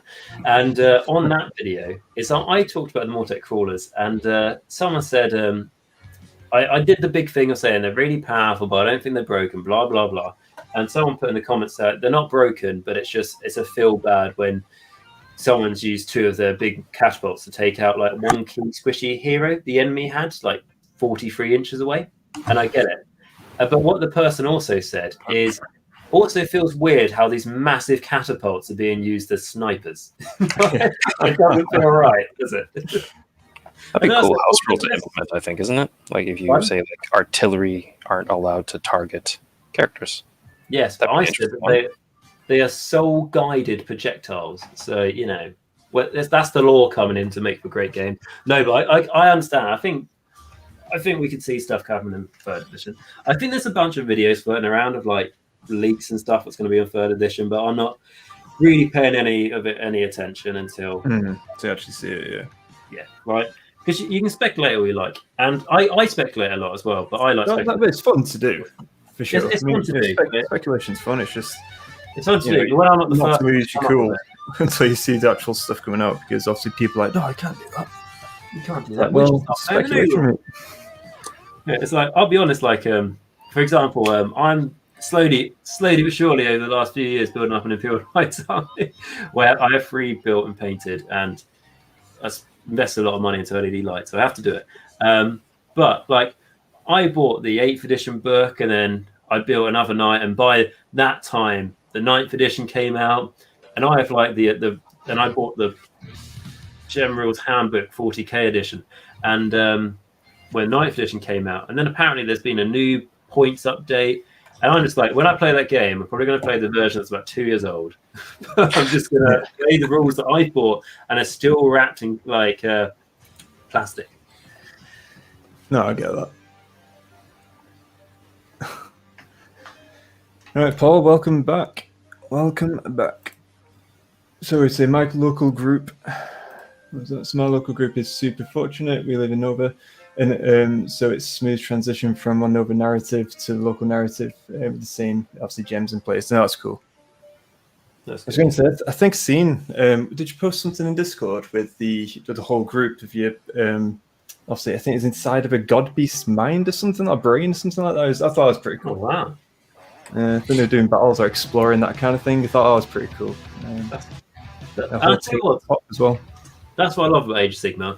I mean, you can't mention Age of Sigmar without someone going like, Warhammer Fantasy was better. Right, that's a conversation I'll have at another point when I'm dead.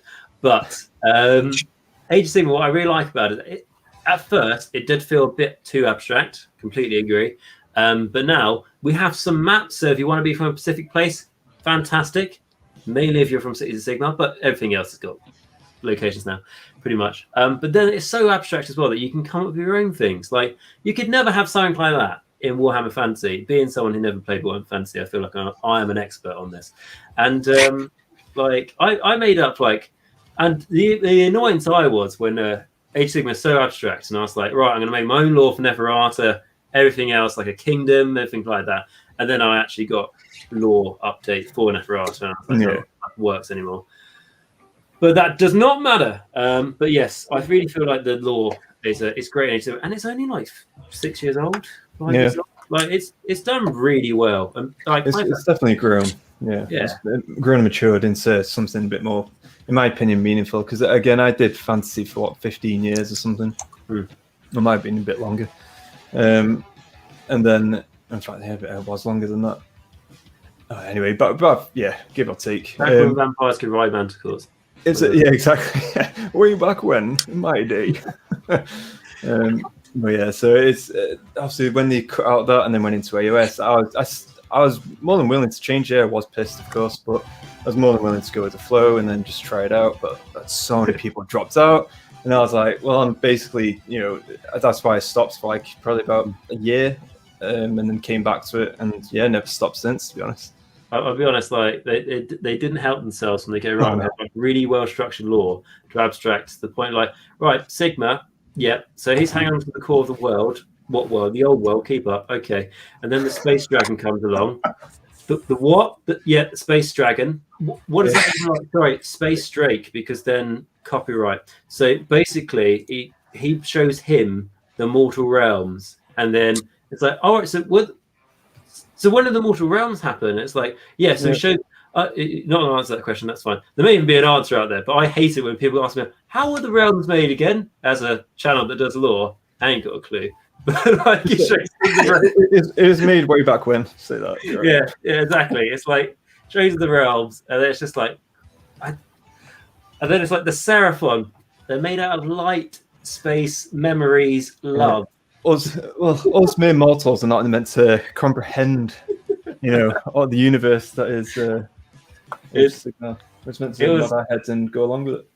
It was great. What I always say is when I went back into Age of Sigmar, because I took about a 10-year break, and then got into Age of Sigmar. When I got into Age of Sigmar, I went into my store. I've been watching a lot of lore videos for Warhammer Fantasy, and when it's like I've been reading loads of the lore, really interested. Want to do vampire counts, and the guy was like, we no longer do Warhammer like fantasy. But we do Age of Sigmar now. And my heart sank because I was like, I'm afraid, like this law. I never knew the law as a child, and I read into it, and it's awesome. And now it's gone. And then he's like, but you can still pretend the law's the same. It's just different rules. So, like, whatever. But anyway, he showed me a game, and I guarantee, if it wasn't the Age of Sigmar rule set and it was the Warhammer Fantasy rule set, I probably wouldn't have got it back into Warhammer. And that's not like saying fantasy wasn't good. It's just a simple game to pick up and learn. Like within like 10 minutes, I thought like, I understand this now. So I hit, and I have to make sure it's within 1 inch of me. I hit and then I wound, and then you roll a dice, and if you don't match, then you take the damage, and you can only take 5 damage. It just felt like easy. Nice. And you can move in whatever direction you wanted. It wasn't like Fantasy was an amazing game. But it was very difficult to get into, and so it's expensive now, AOS. But like I was just gonna say AOS, like I know like you couldn't play a full game with this, but like the first month, I think I just had a White King and 10 skeletons. And I had like 3 small games with. It's the entry level into it. It's so much better. And then you got Warcry now as well, which is even better. So yeah, for me, it's a treasured memory now, fantasy and all that stuff, and now have Total War Warhammer to try and meet those needs. I think that massively, like for me anyway, softened like the blow, like because I was like, all the lore I really craved from what I've read, I was like, but Total Warhammer came out, and then it just, and like when people go like, they should have kept Warhammer Fantasy of Total, and I get that, but it also feels like you've got this, and then you've got Age of Sigmar, and then they've gone like, jokes on you, Warhammer Old World's coming back, and I'm pretty sure that's a Forge World game, but. No, this is I mean, I've got a few people who's coming out of the woodwork saying, "Oh, do you want to get back into Warhammer and do all this?" And I was like, "Oh, let's just wait and see," because I was like, I'm not. Cavalry. Do you want to buy one at a time? How much you need in a unit? 10. Although at the same time, I kind of query: is there much of a place for Forge World nowadays? Well, I say what I always say about Forge World, right? And this has come from someone who's bought a Khorne Dragon, who's bought a Primarch, and who has bought a Mongol. I mean, do you need any more variation of how dedicated I am to Forge World? Let's just focus on the Khorne Dragon purchase. But so I bought all those models, and I will still protest that Forge World is not as good quality as Games Workshop models these days, but they charge more money to make Games Workshop look cheaper. But what I will say is I brought a Primarch for £65 or however much those things come. Didn't even come with instructions. And what you'll do is you'll get people who really defend Games Workshop and they go, but it's so easy to put together. You should just be able to visualize it if you read the lore enough. And it's like, I've spent so much money on this. Everything's made with, you have to do everything with super glue, obviously, don't you? And it's just like, and then like that Khorne Dragon, I had to fill gaps where its wings went in. Were literally an inch. Like you have to drill. I understand you have to drill. I mean, like the thing's really heavy. Like fair enough, drill yourself, but I have to green stuff like gaps like an inch. I've paid £400 for that. I shouldn't have to. Crazy. If it was compared to building an Archaon, which is much smaller scale, but like the wings going in, slot lovely. It's also like that sort of resin as well. Like well, not that, but like fine cast. Just get rid of it. I was going to say I've got a few Forge Worlds in the past, and I've always just found it a pain in the backside, to be honest. So I've just never bothered. And then, like, you got to wash it. Why couldn't you have washed it before you sold it for me? I'm surely paying for the washing process, aren't I? Yeah. Like, someone bought on Facebook like some Razordons with skink handlers, and they said like, guys, like first like fine casting I bought, and it's like. Has this ever happened to anyone else? Like the spears for the skink handlers are like slightly curved and everything. It's like that's just like, yeah, that's a norm. And it's like I sent a message to Games Workshop, and all they did was suggest to me to buy like more super glue and green stuff.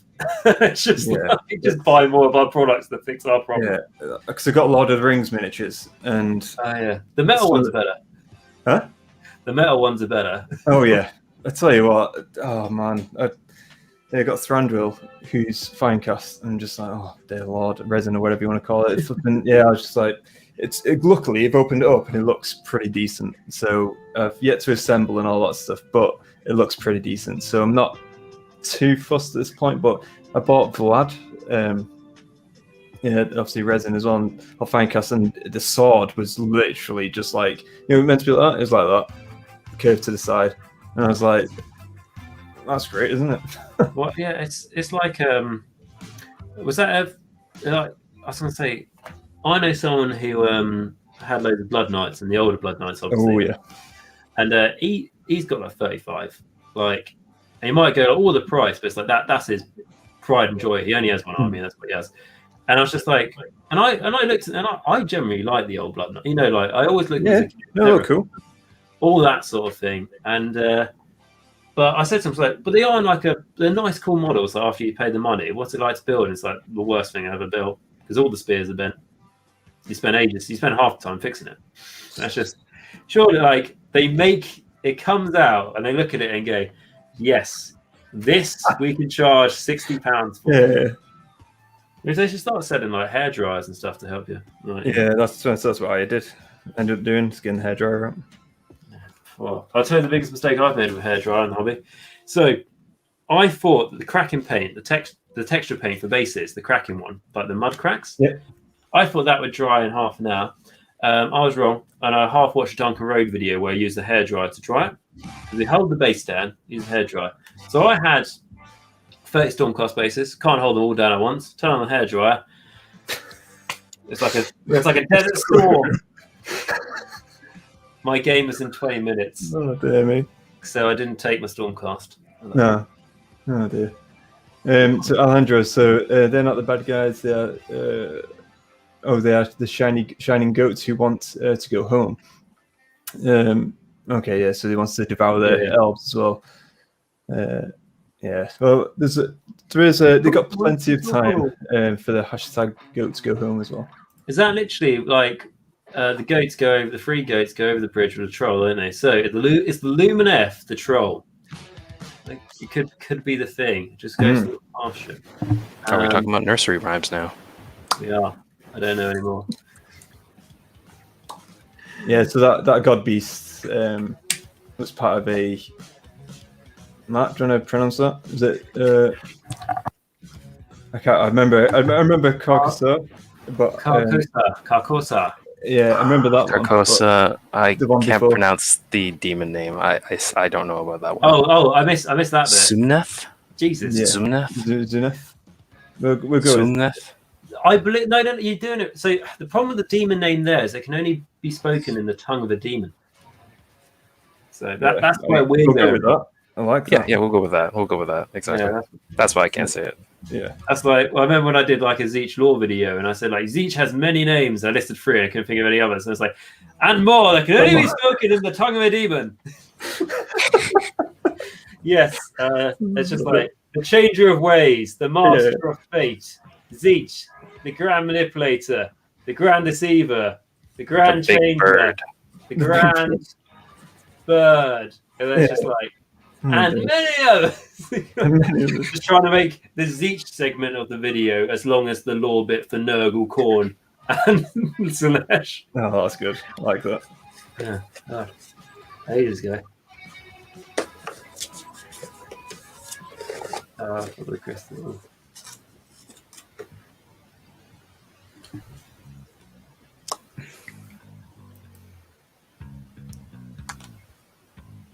Yeah, and Paul's saying I like Forge Worlds as well, but they're not flawless. Yeah. Couldn't agree more. So, Robert, I'm an old fantasy player from back in the early 90s.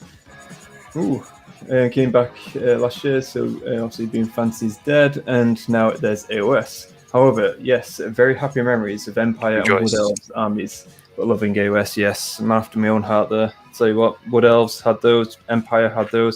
although it did have much more success with the Wood Elves than the Empire. And yeah, to be honest, it just got my ass handed to me many times as the Empire. So Is that because you're an Empire? mainly because, again, I just love taking the warrior priest with like some spearmen trying to take on Chaos Warriors, and it ain't gonna happen, but I just enjoyed it. Yeah, it's like, again, like, so when I've been playing a lot of, I haven't played TTS. I haven't been playing loads of TTS lately, but I did a few months ago. And you're playing like the most competitive things you can because you're going to like online tournaments, all that sort of thing. And I'm looking at my Slaves to Dance army I'm playing on TTS. I look at the one I've got in the cabinet. I don't even know if I have any of the same models, because I'm just like, those are the models that are good in the game when I have to build or paint any of them. And then the models I actually like, when I go back to real life gaming, they're going to be completely different. Yeah. It's like I was saying to you about Hydras. It's just like, that's a unit I know that's not very good, but I really like the look of it. And I'm just like, one Hydra isn't good, admittedly. What about if you have 5? Well, to be honest, I've seen, because obviously I've watched yourself on using that TTS as well, and it's for me, I suppose I'd never really give it a good chance, a good go or anything like that, to be honest. And you're coming out of lockdown now, so you're not going to either. It's just, I know, it's just saying, because when I looked at it, I was like, oh, I don't know, I just miss the interactive, like, face-to-face, having a laugh kind of stuff. And I can appreciate it, and people obviously giving it a go and stuff, and obviously clearly it's successful, because your guys are doing really well, aren't they, utilising it? I think you've done a few tournaments, haven't you, as well? Yeah, so like on my Discord, it was kind of it's helped really build a community, really, because I think it's been a bit quiet for about a week in terms of TTS, because I think we sort of burnt out a little bit on it, but we had, but for quite a while we're going like probably like 6 games a week or something on there. And the nice thing is that they're live, so you can like stream it live on my Discord and on any Discord, obviously. But what that means is everyone else is in Discord can watch, even if they don't have a computer, they can't play the game, whatever. So you end up like you having a game with someone, and then you end up like there's like 5 other people, so you're having a game / chatting with a bunch of people, and it just felt really good, really strong community. Like the amount of Australians I've spoken to and New Zealanders, really, yeah. And I'll tell you what, like for me personally as well, because everywhere in the world has had a hard time at the moment, apart from New Zealand. You guys are pretty clever, and so Australia. But so because we haven't been able to socialise that much, Discord has really helped me, and I think it's helped a lot of people. And it's helped people in my Discord, just being able to talk to people every day about the hobby, the best thing. And let's say you've been like working throughout lockdown and stuff, and you're stressed, and everything, but then you can have that distraction. You can't go to your hobby store, all that sort of thing. But then you've got Discord, and then like something that I put on there lately on my one was like fight the grey, like to try and like show everyone like contributing towards like painting, and so that's the biggest thing on my Discord now. People posting loads of models. That's cool. It makes me feel awful, but it's really good, and it's really nice to have my motivation. And what I really like on the community there is it's just gone over 200 members as well, which is great. Which is about a year or 2 ago, I think it was just like me and 3 other people, which was nice, but like it was just like a really small thing. And it's just great now to see. I might be busy, so I might not be able to put a message on for a couple of days. But then I go on it and I see people have asked questions, and then like other really nice people in the Discord community have answered the questions for them, and they've people helping each other out. I always say that the Warhammer community, and the one that I'm part of, the OS community, is the best hobby community I've had the pleasure of being a part of, because people are just so nice to each other. And if you come across those people who aren't very nice, frankly, you won't be missed. So yeah, it's like, for example, I've had people I've done videos with, because it's our guy called Alex, for example, who I didn't really know much, and then turns out he likes Iron Jaws a lot, and he's very competitive in the game. So I got him to do my Why Play Iron Jaws video with me. I'd never really spoken to him much before that, I don't think. And then suddenly had a chat for like 2 hours about Iron Jaws, and then I spoke to him about 2 hours after the video. Yeah. Never met him, never chatted to him. He just plays with plastic toy soldiers, and I play with plastic toy soldiers. Well, that's the only connection you have, and it's it's a great community. To be honest, I mean, obviously similar with this channel and Discord as well that we got is reaching out to people all over the place, and it's just awesome, because obviously everyone's in this hobby. We all love this hobby, and just bouncing ideas, and especially again, obviously, venturing back to obviously our Discord side, it's all about like narrative and creating stories and how they can interact with each other, or just giving like small script or small story and people and asking feedback on it as well, saying what do you guys think and all that kind of, it's just awesome having the sport coolness of obviously all the folks in the Discord as well. It's just it's cool. And I think what it's shown to me is just how international this is. Oh yeah, I think massively. Yeah, Dave there. Someone mentioned Blood Knights and I've appeared. All right, Dave. I thought you might show up at some point. With the ears pricked up as soon as the Blood Knights got mentioned. He's going to be getting the Soul Blight Gravelords as soon as they come up. And like some news we've learned about Blood Knights since their initial reveal is that you can give them swords or lances. So obviously, always the lances, because you're always going to charge with no matter what unit you've got. The enemy's never going to charge you. You're always going to charge. And then you go for the lance. It's like Chaos Warriors, for example. The amount of arguments I've got with Chaos Knights. You can give them hand weapons, which are basically better overall, but the Chaos Lances, they charge, are better. The amount of arguments I've got into that game, like, yeah, but the hand weapons are better. And I'm like, yeah, but if I charge, -2 round 2 damage. Like, what? Yeah, but you're going to go against Nighthorn and they're probably half your damage somehow. Well, then, Oh, yeah. But like aesthetically, lances look so much cooler. And that's the main deal. That's the main point. They are, and they make the most out of my magnetic cases. If they just have hand weapons, proc, put them in a GW case, I tried to make my own custom like spears for or glaives for my Chaos Warriors, and I was one into it, and I was like, no, I'm already cutting up 3 different kits, and no, it's not worth it. So I just have this one banner bearer with a half kit bashed glaive from like a grave guard. It's just, but it's lances all the way. What was this, Paul? That's how you pronounce it. So Sismneth, I like to say. Matt, Sismneth. I'd say Matt, what is it? Sismneth. I'd like to use this opportunity to say that I would like to play the dyslexia card on this round, and I may play it in a future round as well. You can't hug that card, mate. Honestly, I'm there with you. Matt, you have to just continue with all the pronunciation. One reason I don't trust I don't use TTS. I'm very proud of how unique I've made my armies look, but the models on TTS won't reflect my compare. I get that. Well, how I use TTS, it's just been like a bridge to get me through lockdown. Because especially if I'm doing a YouTube channel and I'm telling people, this is how you want to play this army. When's the last time you played a game? Maybe over 365 days ago. So it's how I've managed to keep up with what's going on in the meta and stuff. Not even the meta, just going up with how the game's been over the last year. And TTS, I think, is good for trying things out before you buy a bunch of stuff. But then again, I buy models I like, and I customize models I like, because like my Slanesh army is completely converted. I do that over then the rules. And sometimes I'll challenge myself and I read a war scroll that I like, and I go, how can I make a model to fit this? And I go, and I have to make a model purely on the one sentence of the description. This unit comes in at 1 model. It is armed with the spear and the sword. Well, plenty of option here. And it can fly. Brilliant.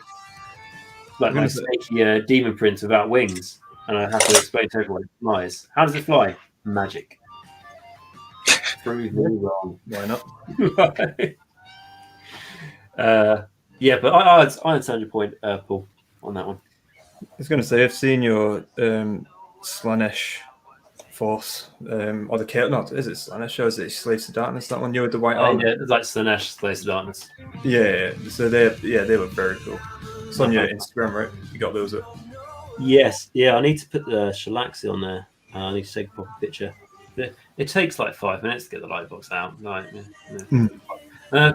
The reason why my bed looks a bit weird is because I have not. Asian Gash has not put away all his clean washing yet, and did not really want that on display. So I have to move the wash in and then get the box, and then it's like, oh, why can't I live in a mansion where I can just have everything set up all the time? That'd be great. The lotto is still my only hope. Yes, question. So Dave, I've painted 2K armies during lockdown, so covered his tops AOS in their backhanded way. That's cool. I mean, that's sounding a bit like a boast there, Dave. That's really good. I don't want to toot my own horn here, but 3 over here. 3 armies, yeah, but you said you use contrast paint. I do, yeah, it's true. I'm joking. No, very true, very true. It's the only reason why I've got 3.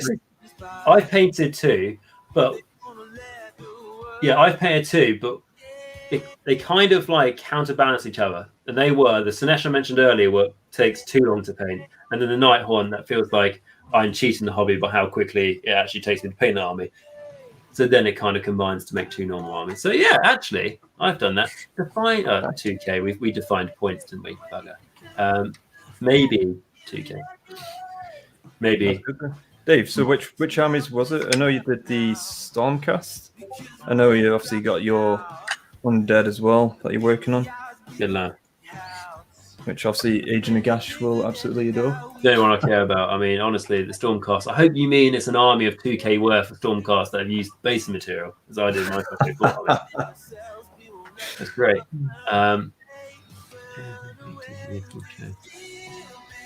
Yeah, it doesn't. I'll be honest, mate. You'll be disappointed because the only models will come up will be like Khorne painted. So, like Khorne painted, like it's Slaves of Darkness. You'll get like red Slaves of Darkness models that don't reflect Sinesh. So too many conference calls, which is how I get painted. How I paint so much. That's good, man. Priorities. Don't wear a white shirt. Slaanesh. There you go. Of course, Slaanesh. How could I forget? Slaanesh is great. I think one of the reasons that actually attracted me to Slaanesh as well was boobs. No, multiple. That's input straight away. Boobs. Well, you buy it and you go, oh, what about the side without it? Oh, it's the other gender. Yeah. What about down there? Oh, I don't want to think about that. But probably because it wasn't very. I have to be careful how to say this. It's a PC show. But what I was going to say is, I don't think anyone played it in my local area, so I was kind of like, that's the god for me. And also, it's the interesting god, and it's the god in today's society, which would be the strongest. I mean, it's Khorne, certainly each one to dominate now, but Sinesh would be the most dominant because it's all about access, isn't it? And that's kind of the society the west of the world lives in, anyway. God of America. Yeah. Well, why can't I have 5 guns? They're not legally. You're allowed to have 5 guns. I'm just questioning why you got them all taped to each other and the TV remote. Just don't think they're helping you. Wait a minute. Remember watching one program? 5 guns? Those are rookie numbers. Watching a program, there was again, I know everything's different and stuff from over here, and that's why it surprised me so much. But there's one guy with a grenade launcher under his bed, uses it for home security. Because we know that's such a good close combat weapon. Maybe last. That was on a Louis Theroux thing, I think. I haven't seen that for ages. But no, it's But I'll be honest, I'm going why'd you have that on eBay? If I could have a grenade launcher on my bed, I 100% would have that. Why not? Why not is the question. So you have the sniper, it's capable of shooting aircraft out of the air, out of the sky. Do you need one? Yes. But no, it's a thing, isn't it? I was going to say quickly back to AOS though, but yes, Slaanesh, of course, it was the Dread Hollow location that Matt, you've recently put on the map as well, which is going to be hopefully coming to you guys pretty soon. Our first Slash Demon. I've got a really good voice, but you can only use after midnight, so I have to depend on the time of recording. But... Oh my. Same. So what was that? No one played them here. Plus, I had my Akshi painted scheme to make them unique. So yes, that was right. There's the Slaanesh Akshi based demons, which is pretty cool. Cool 5 bases there as well. Yeah, no, that's cool, man. And it's definitely I think that's probably the biggest part of the hobby I like, apart from socializing, playing games with people. But I love making your own army, making it different, and then putting it on the table and going, No one else in the world has got an army like that. And again, might sound really arrogantly. Partly that's because it is arrogant, because you can say that it's your only army. No one else has got an army like this. Not saying better than everyone, but it's just unique to you, and it's your army, and you're putting your own. It's almost like I don't know. To be honest, I don't really like play many of these games that have it, but you know, like on like social gaming on the internet and stuff, we have like your own avatar and all that sort of thing that reflects you.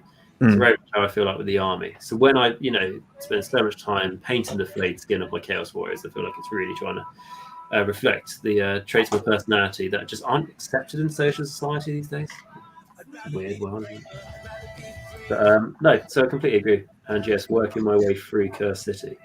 Yeah. Oh yeah, I've seen. Oh yes, that's right. And your Insta and Twitter as well. Yeah, I've seen those pictures. The skeletons look awesome. What you've been doing, and zombies too.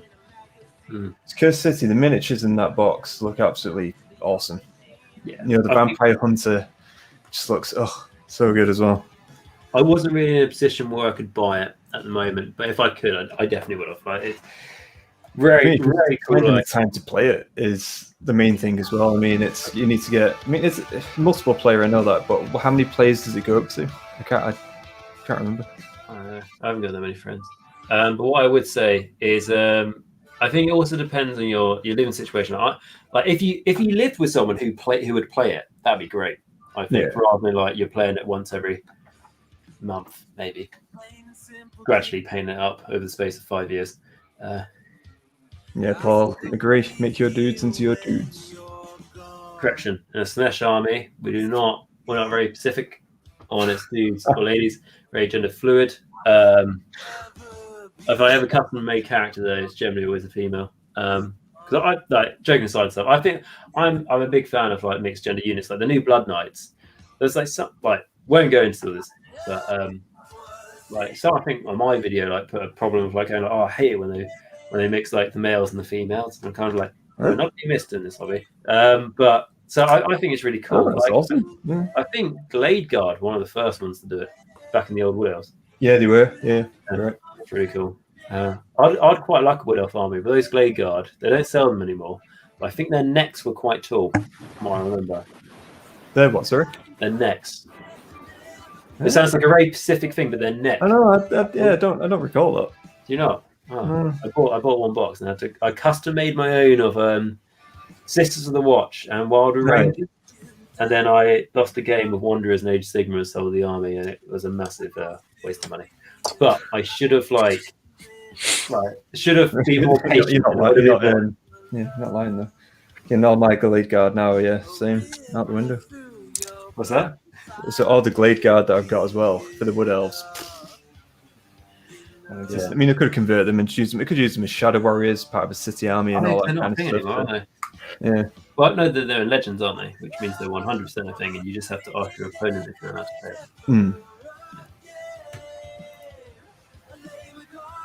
They are great, indeed. I can figure out a place to share photos of my minis. I don't use Twitter really. Twitter, hate it if I'm honest. Me and Chris talking about this. Someone doesn't really use Twitter much. Doesn't seem very friendly to interact with it. User face. You use the smart words. What smart word did you use, or multiple words, Chris, to describe the situation? Well, for me purposely, Twitter, I used it basically just for the channel. I never used it before the channel or anything like that. So when I did start to use it's good for networking. The networking's good. I suppose. Well, to be honest, I've actually met quite a few decent guys on there as well. Obviously, interacting style's pretty good. I'm not a big fan of the whole. I suppose it's just because I'm not used to the format as well. There's the functionality. Yeah, it's just like there's a blue writing.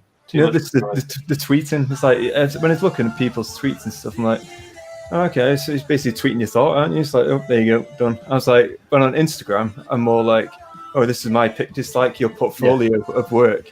Where Twitter is very different, so it's. Yeah, so what you want to do, Paul? You want to get yourself Instagram, 100%. I was never an Instagram person.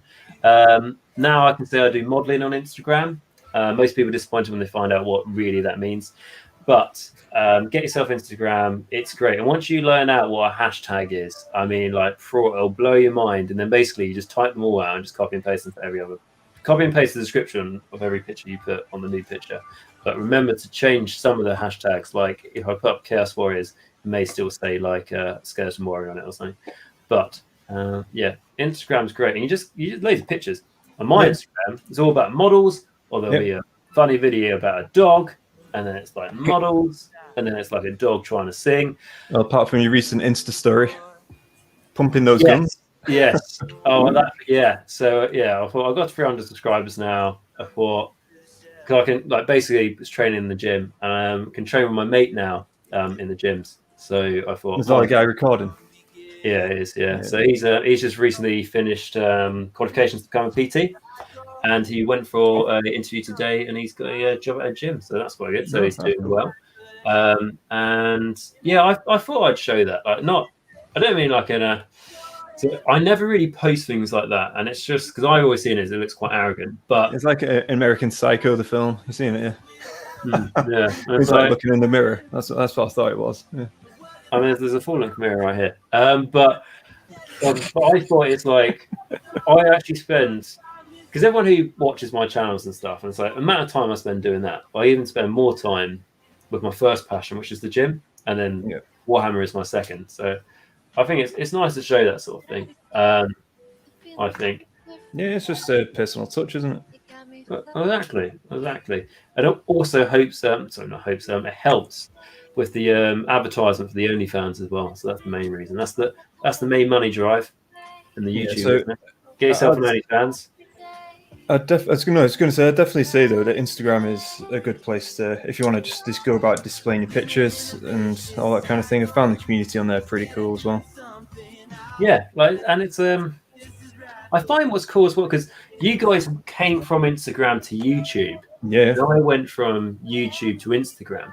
Yeah. And what I found so I don't know if your thing's opposite, but for me, it was quite nice to go from making all these videos, and then when I went to Instagram, I come across people who watch my videos, and then I get to see what models they're working on, and then you get to communicate with them there, which was quite cool.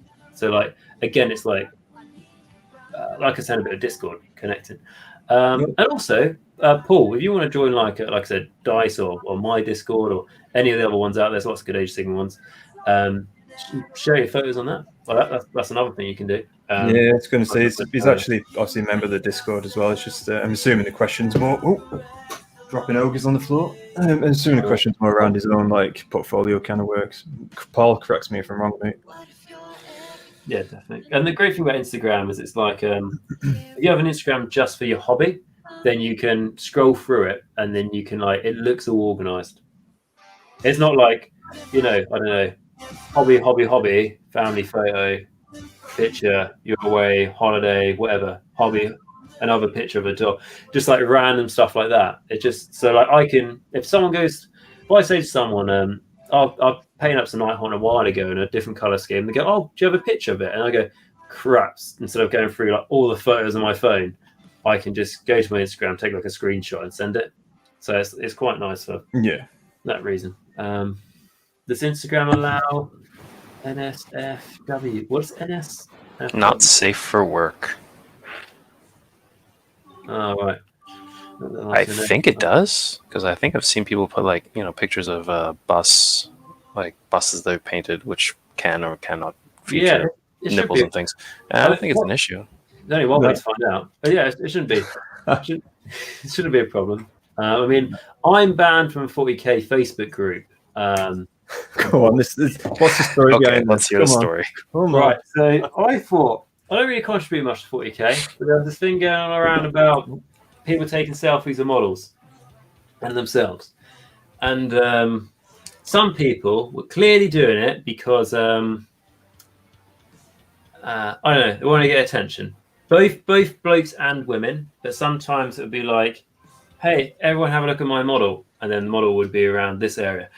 So I thought, right, it's time for the lads to try and get a bit up. So I thought I would do this is my one and only ever contribution to the biggest Warhammer 40k group on Facebook that's got like 60,000+ members. And I thought the only way to do it was by using the bed.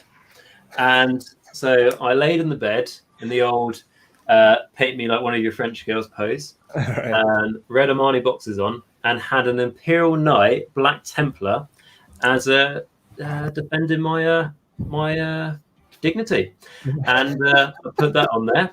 And in under 10 minutes, it got over 118 likes. I was honestly like, this is beating my first ever post of knocking over Nolan Oil.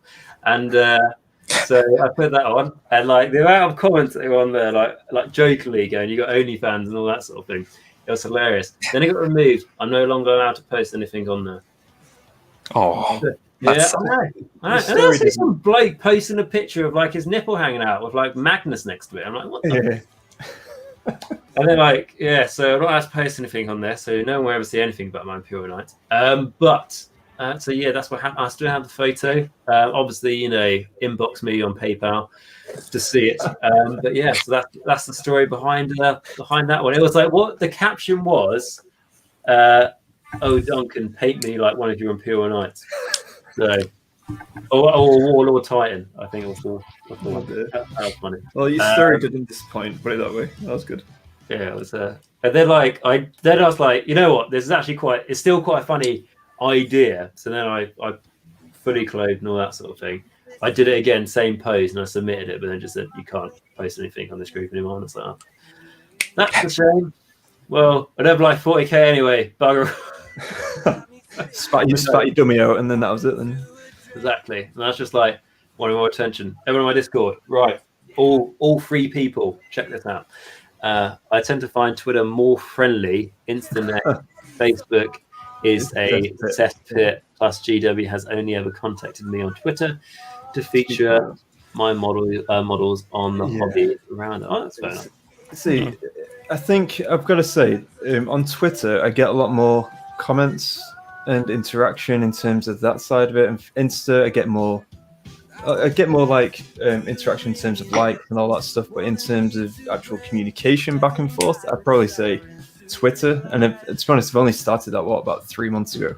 So I think see how that goes. But in terms of like user-friendly software, I'd say Instagram myself. I don't know about you guys. I'd say for me Facebook, but that's just because I grew up with Facebook. Like that's why I know Facebook.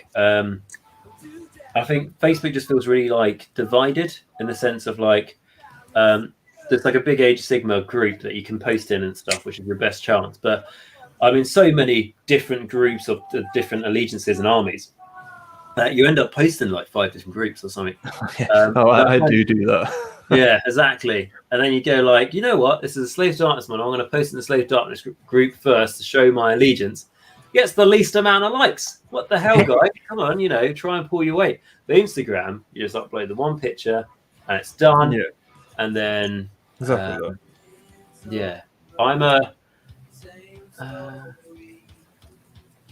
I'm what I liked on the Instagram, like, don't have to do it always, but like, because my white armor for my Slave Darkness army, I have it on like black backing paper in my shadow on my light box. I think that probably works better than white paper.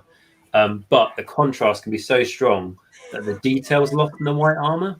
So when you upload a picture, you can like tone the brightness a little bit. Yeah, you can. Yeah. Which so really a nice follower of mine showed me how to do that, and I was like, oh, that's really good. Oh, you spend so long painting something, and then you just don't get the justice. But yeah. So there seems to be lacking badass female models in Age of Sigmar in most armies, except for the obvious armies. What armies do you think have the coolest and most badass females? Neferata, move on. Neferata, Alariel, Marathon. Yes. Yeah. Valkia needs an update, I think. Which one's that? Valkia from Khorne. She's the female Khorne unit. Great backstory though. I love when it's like needs a new model. Yes, but to counter that, good story. All the way to the Chaos Gate for saved by Khorne demons. Definitely didn't watch someone else's video. Definitely read all this. But the person had like Lord of the Rings, The Shire music in the background, which is very great video. But weird music for the tale of Valkyrie the Bloody. But what I was going to say. Right. This is how much I know Lumineth. The fox shooty wind lady, who turns out isn't even a lady, which I still call a lady because I mean this is probably because of the problems of my childhood more than anything else. But what I'd say is that turns out she's not one, he's not one. So we have, hence why I play Sinesh. It's easy. Doesn't matter what you call them. So with or you know just do or have an amazing time in Thailand, whatever you want to do, guys. So what I'd say is that Lumineth need one. They haven't got enough models either. Stormcast got some pretty badass ones. No, I agree with the Stormcast one. I think they've got some cool models. And there's a good couple of ones. I think they need like a Star Drake or Celestant Prime sort of big one, don't they? Because aren't all theirs like need Black Talon and stuff? Like I can't even remember. I think hero-wise, there's only 2, 3, and then a couple more if you count the special edition one, special limited edition models. Yeah, that's it. I'll tell you what. A lot of like the Sacrosanct Chamber units became like mixed gender, didn't they? That's what I'm thinking. I'm assuming Dave Hart killed that ogre. I'm assuming is that when I dropped my ogre on the floor. There might be a bit behind on that. So. I'll tell you what. I enjoyed when I was painting Iron Jaws. I did that after painting Sylvaneth. I loved it when you dropped an Iron Jaws model off the table compared to dropping a Tree Lord off the table. The Iron Jaw just bounced off and just was having a great time. The Brute just rolling around on the floor. Tree Lord, not so good. Stop collecting them. Hey. All right, Pete. But I think the Orcs need some solid, proper female models. That would be cool. Ooh. In the style of the Troll Hag, which is the one model that's Oh dear. That is good. That's a good quality spinner jacket. It's really good for what it's meant to be. But what's the question? What we would like to see, or was it? There you go. I've gone back. There seems to be like. What do you guys think? Okay, yeah. I think I listed the main ones, didn't I? It didn't take long. I said like 3 names. Yeah, you know what? I really like the Iden like ones. The Iden female units are really cool, I thought. Oh, the Tidecaster as well. The Tidecaster, the generic Namarti Reavers, I think. Oh, the ones that shoot the arrows. They're in very, very dynamic poses. They look really, really nice. Yeah, they're really good. I think they were the first poses. Probably the first poses of like infantry I saw from Warhammer where they looked really dynamic. And they were jumping over things. So I think I heard someone say, I might be wrong, but to get the movement, they first took pictures of people. I can't remember the suits, but you know the black suits, like the white dots on them, people use for CGI. Do you know if it's if it's like CGI? Oh, sorry, yeah. That's the word. I think apparently they did that and they used photos. I might be wrong, but I remember hearing something like that. But because they look like they're running so well. But I think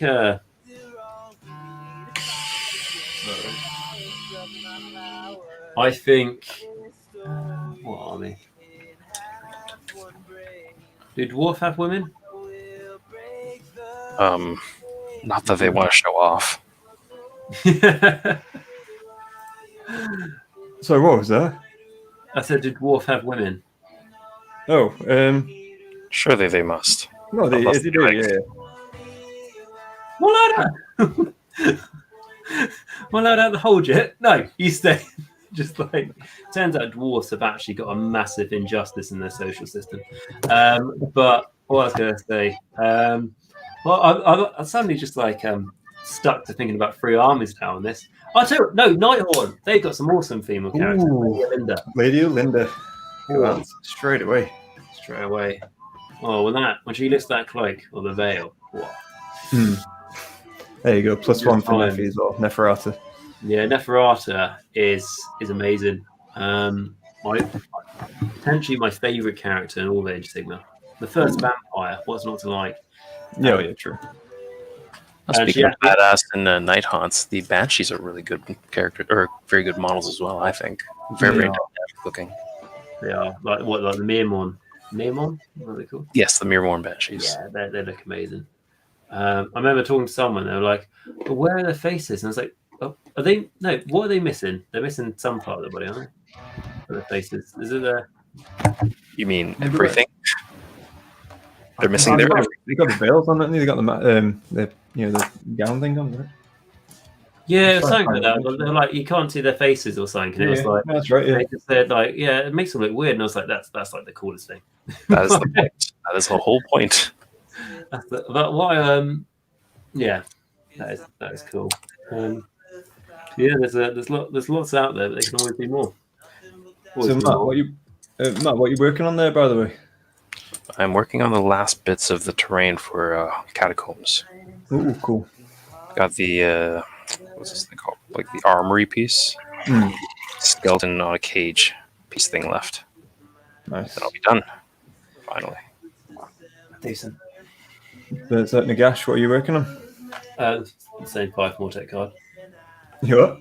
The same 5 more tech card. I painted like 3 colours though. It's pretty Nice. pretty You could go in there. Yeah, I always find like so I did a few hobby hangouts and I do very little hobby progress, but that's because I enjoy talking, and because I like to express myself when I talk, move my hands a lot, all that sort of thing. It was cool before Trump did it, and I do that, and I can't do it while I'm holding models because otherwise, before I know it, I'm down to 4 more tech guard because this little guy's gone, all the way halfway to China. I was like, 4 more tech card and down 1 bottle of Nuln oil.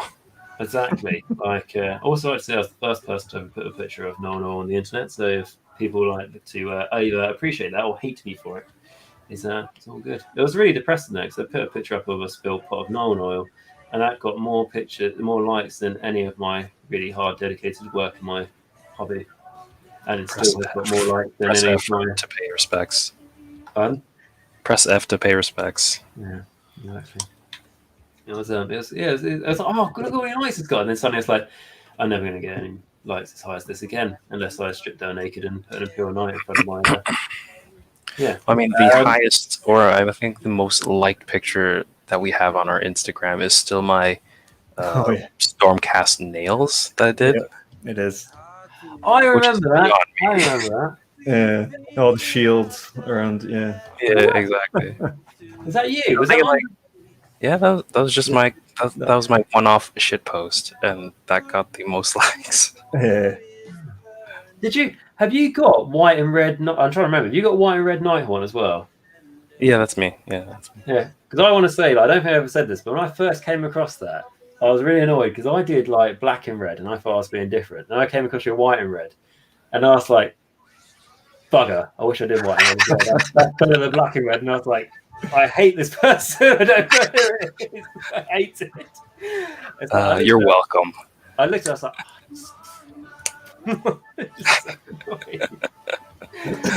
but I imagine you live in the same thing now where a lot of people do white and red Nighthorn, and now a lot of people do black and red Nighthorn, and I no longer feel any different. It's funny because like I don't think I had ever. I got my inspiration from a friend of mine. He runs a Games Workshop store in Sheffield, and he did it very similarly. And I just kind of ran with it and did the same thing, maybe a few other colors as well. And then after that, that's when I started seeing it pop up on Instagram, Facebook, Reddit, etc. So, yeah, the biggest advice I can give is never give a tutorial on how to paint an army color scheme you don't want people to copy. But the nail thing was very good. I remember that. What was the caption like? Phil Q might delete later. Yeah, exactly. Like I said, it was just going to be a shit post. It was just I was expecting to throw it away, and it just boomed up for some reason. It does, and then you go like, but then when the model was complete, it didn't get nearly as many views. Yeah, my actually painted models get like a quarter of that, if even that. Something I sort of discovered is like I tend to never, unless it's a massive project, like never paint like in progress photos, because what I find if you're working on something quite different, it's conversion, and you post like a picture of you haven't painted it, but you just put it together, and people go, "Oh, that's really different" and stuff, and then you'll post a picture when it's fully painted, and then people go, like, you'll still get quite a few likes, but not nearly as much because people aren't like amazed anymore because they've already It's that Good rate point. to be the first to do it, though, isn't it? When something new Sure, comes out. Dave's off, so take care, and I'll speak to you soon. See you later, mate. Thank you very much for joining. Thanks for joining us. Yeah, I was going to say work in progress pictures.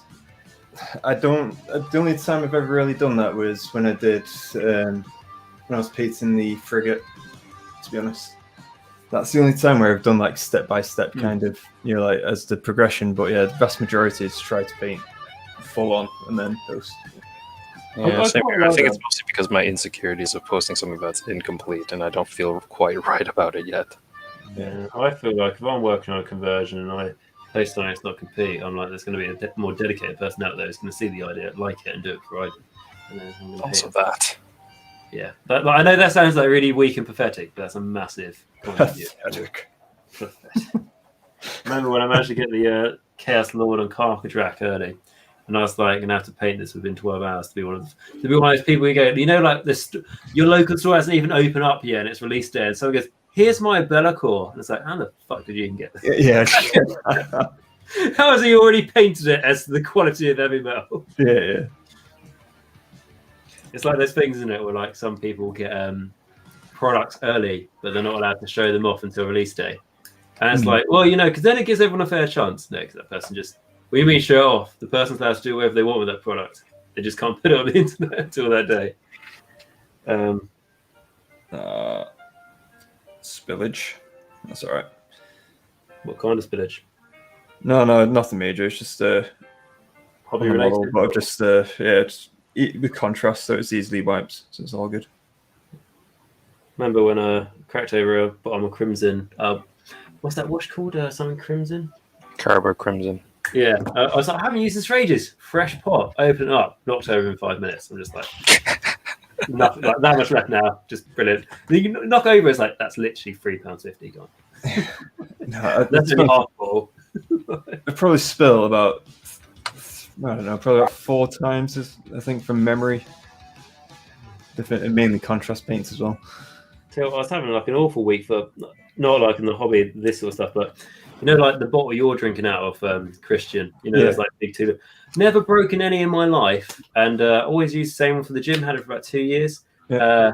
Dropped it on the floor. Bottom of it just came off. All the water out on the floor. And then I bought another one today. Dropped a 36 kg dumbbell on it by mistake and just broke it. Like never broken any of these things. And no time Amazon's like, I'm not that cheap. So I bought a metal one because that'll work. Double the money. It's like it's annoying when like these things never happen, then over and over again. Oh, okay. We got a bit of a question there. So, any recommendations on a light box setup? My challenge is not having a great spot to take pictures, and to be honest, it depends. Yeah, it depends on what you're trying to go for here as well. For me personally, whenever I take pictures, I have actually I bought like a little. Downstairs, but I bought like a little box setup, so it's got like obviously lights inside. It's very cheap on Amazon. Just bought it. It's probably about £10 or something, or £10. And so it's a good little setup, but it's only decent for smaller miniatures, not obviously larger ones. And I'd say in general though, what I do is just natural daylight ideally, and just white background because luckily I've got white walls, and then just take a picture then and there kind of thing. I don't do anything too fancy, so probably couldn't venture too much of an expert opinion there. But what about you, Nagash and Matt?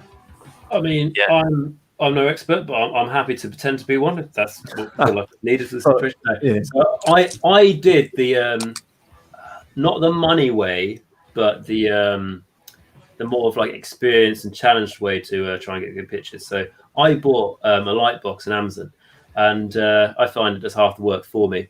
But if you're not looking to buy a light box, and I'll just say if you are, I think I paid a little bit more money just so I could get a fold-away one. So literally, it stores away and it's that thin. Yeah, but when it comes out, it can fit a corn dragon in it. Like it's that big. But if you can't, for years I didn't buy a light box because of money and everything else. It was either a lamp or a light box, which I'm pretty sure I know which one I was going to buy.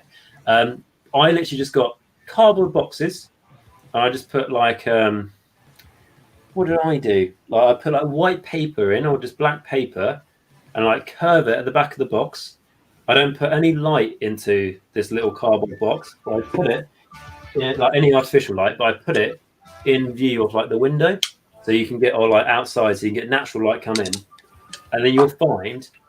I first thought, why would I put a model in a box? Like, surely that's going to make it so dark. The box traps the light really well, and then it's like your own artificial light box, basically. And like, I found with white, I always find a bit of a too strong of a contrast between my dark painted models. The models tend to be a bit darker, and the white. So I used like black paper, but I didn't have any black paper, so I just used my GW cases. The top layer of foam is always that like square rectangle of black foam. So I'll just curve that, and that's what I used, and it worked fine. I think it's a bit more complex than mine, just holding up against a white background. yeah. So you got that, or like I asked someone else the other day, like, oh, how are you achieving that really pure black at the back of the model, like when they take pictures? Like, how's the background that pure black? And you can't see a curve in any paper. And they go, oh, I just like put like some black. I just hold a black cloth, hold the model in the black cloth, and then take a picture in front of my computer monitor on the black screen. I'm like, that's genius and costs no money. It's like jet black, the background, because like in my light box, the black, because the light, it makes it like a grey, so like you don't get that really pure. Well, I know some people will take a picture of the model on a white background, and then they will cut around it on a photo editor, and then they will just have like a black background. If you want to get I've done that many times as well. If it's something that, if I wanted to superimpose the image on top of the background of some sort, then we'd just cut around the picture with the obviously phone app. Doesn't take long, and then yeah, definitely. Black and white backgrounds best. I would say yes. And if you want the colors to come through, all that kind of stuff, I'd say yes, they are. And good question though is it is. I mean, it depends on what you want to try and represent in the picture as well, I would say. So if you want to try and set a scene, then I suppose obviously black and white maybe not the best, but if you're trying to just demonstrate the colors, then I would say yes. But again, Nagash, Matt. I prefer a black background generally, but GW for some reason likes to have white backgrounds. I think the black one kind of helps to focus your picture on your model, whereas a white background, I don't know. I feel like the white kind of desaturates everything, but maybe that's just me. I don't know. I agree. Like that's why I use black, but I'm open to hear why people use white. But I always found like it does take the saturation away, and it takes focus off the model. But yeah, so. And like when I bought a light box, it came with a bunch of different colors that I haven't used yet. But I think white and black are the best. And it makes it look. I mean, I don't know how much you care, but I know like professional sounds like a weird word in our hobby and stuff, but it makes the model look more professional. Like it's just on a black or white background, and it's probably black and white probably makes it easier if you do want to remove the background on a computer editor or something. I imagine, right, compared to if you were to use an amber background. Well, hopefully we've helped you out there, Paul, a little bit. Now, these ogres are coming along nicely now, I think. Not much left now. Nice. Which is very cool. You gonna bring them over for a game soon? Yeah. Probably. I don't know. I might. It depends on how long we're streaming for tonight, but I could potentially get 95% done. Just like probably the bases left. But yeah, I think for our next battle report, because we're doing Age of Sigmar, right? So yeah, I think who to use options. 1,000-point game, right? Yeah. So I think a Death Army. Just, I mean, No you got 4 to choose from. It's not that hard, is it? Grand Lines, Jeff, Toon Kings, give them a go. Yeah. I was going to say, I don't know. Matt, who are you using? Are you using your Chaos or? Probably my corn guys. Haven't played them in a good while. They're mainly demons or bloodbound or a mix or Mostly bloodbound. I don't have very many demons, really, actually. It's just a couple of bloodletters and my bloodthirster. I think the perfect corn arm. So I mean, I say I'm not a corn player. I have a corn dragon, which is you're nearly at 2,000 points at that point. But what I'd really like to do is have the corn dragon, all the puppies, all the flesh hounds, and then the Kariak, whatever his name is, the hero dog. Karanak, yeah. Karanak. He has to be the general to allow all the other dogs to be battle line, which means the corn dragon just has to suck it. And but I think those dogs, I just love to have loads of them. And people go, like you should have probably don't care. If you're going to start the conversation with, you should have probably don't care. Yeah. But no. But technically, the corn dragon is a zombie dragon with a big vampire on it. It was a Primarch. But there we are. Paul's, thanks guys, got to run, but it's informative for me to send pics to me. That's cool. It's going to be for his introduction. So what he's done is in the Interstice, he's got like his own realm gate that's been established, obviously on the map. And during a battle, an Age of Sigmar battle, me and Matt are going to have, this gate's going to be ignited, and his demons are going to come through. And obviously, those pictures will be part of the battle report as well, which is that'd be awesome. Going to be pretty cool. So and that's what I think is really cool. What you guys are doing to make that really good like community engagement. Cheers, lad. Really nice. And it's only going to grow over time as well. Oh yeah. Well, the idea is that it shrinks. Yeah. All right. It'd be cool once restrictions are a little bit cooled off. If you can ever come by, have a game. I don't know how long of a drive that is, though. Well, guess by the accent of mainly you, Chris. I imagine you. I was going to say, unless you're go flying. I mean, if I'm going by yours, Matt, you have to drive. I don't think I can technically drive there. But if we're going by yours, Chris, you're probably, I reckon, no more north than Essex. I reckon. Coming in. I know you're Manchester, aren't you? Yeah. I was going to say. I was going to say. Not that far away from Kent. Okay. Yeah, I appreciate that though. And what was I going to say?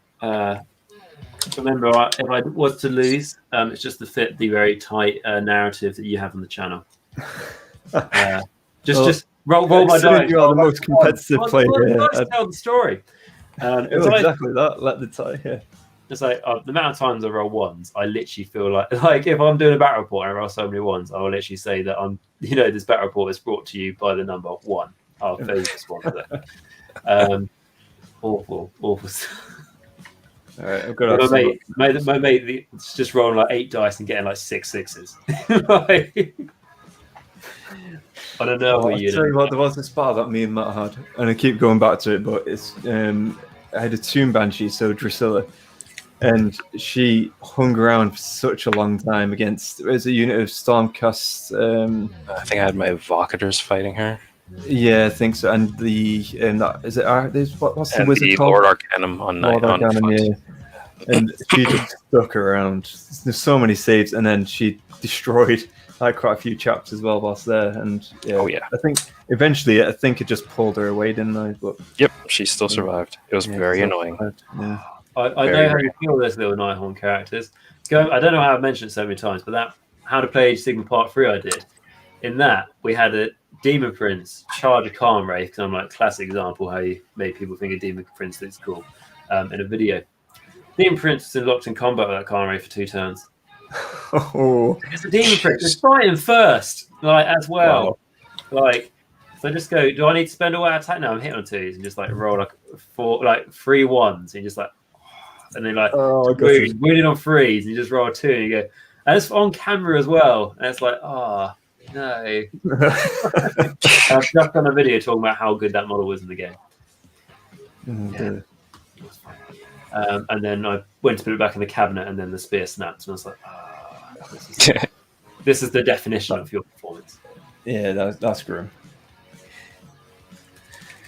Let's get some model to drop. Beards painted.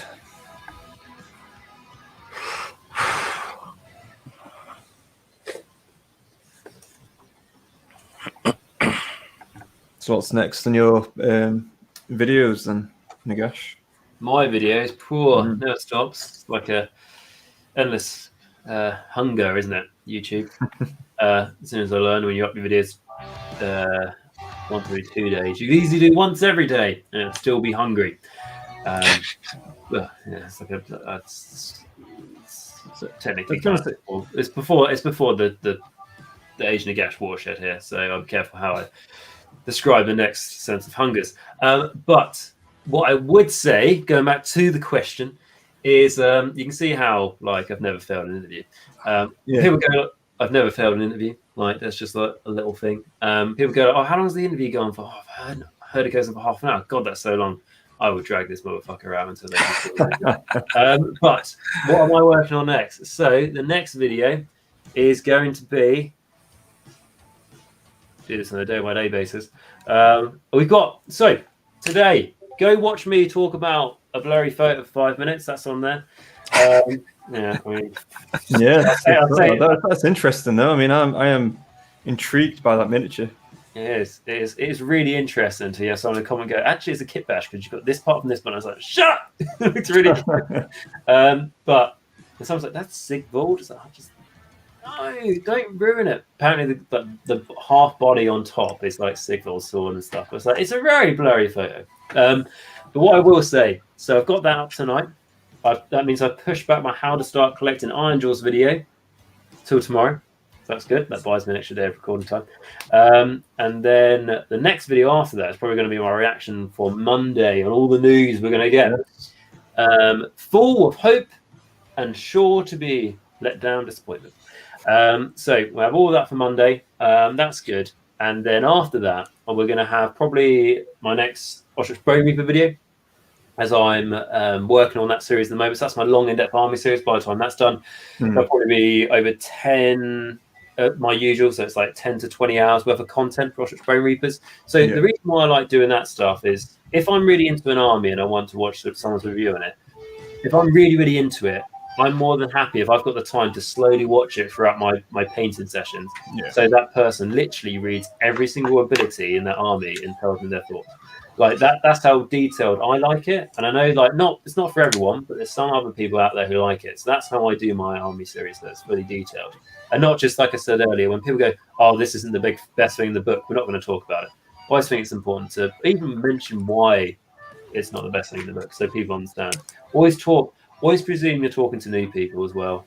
So doing that, so probably do the next video, which is going to be about the scenery piece and the endless spells. If you should take them in your game, we've recently covered the allegiance abilities, the sub-allegiances, the heroes, the units, and the monsters.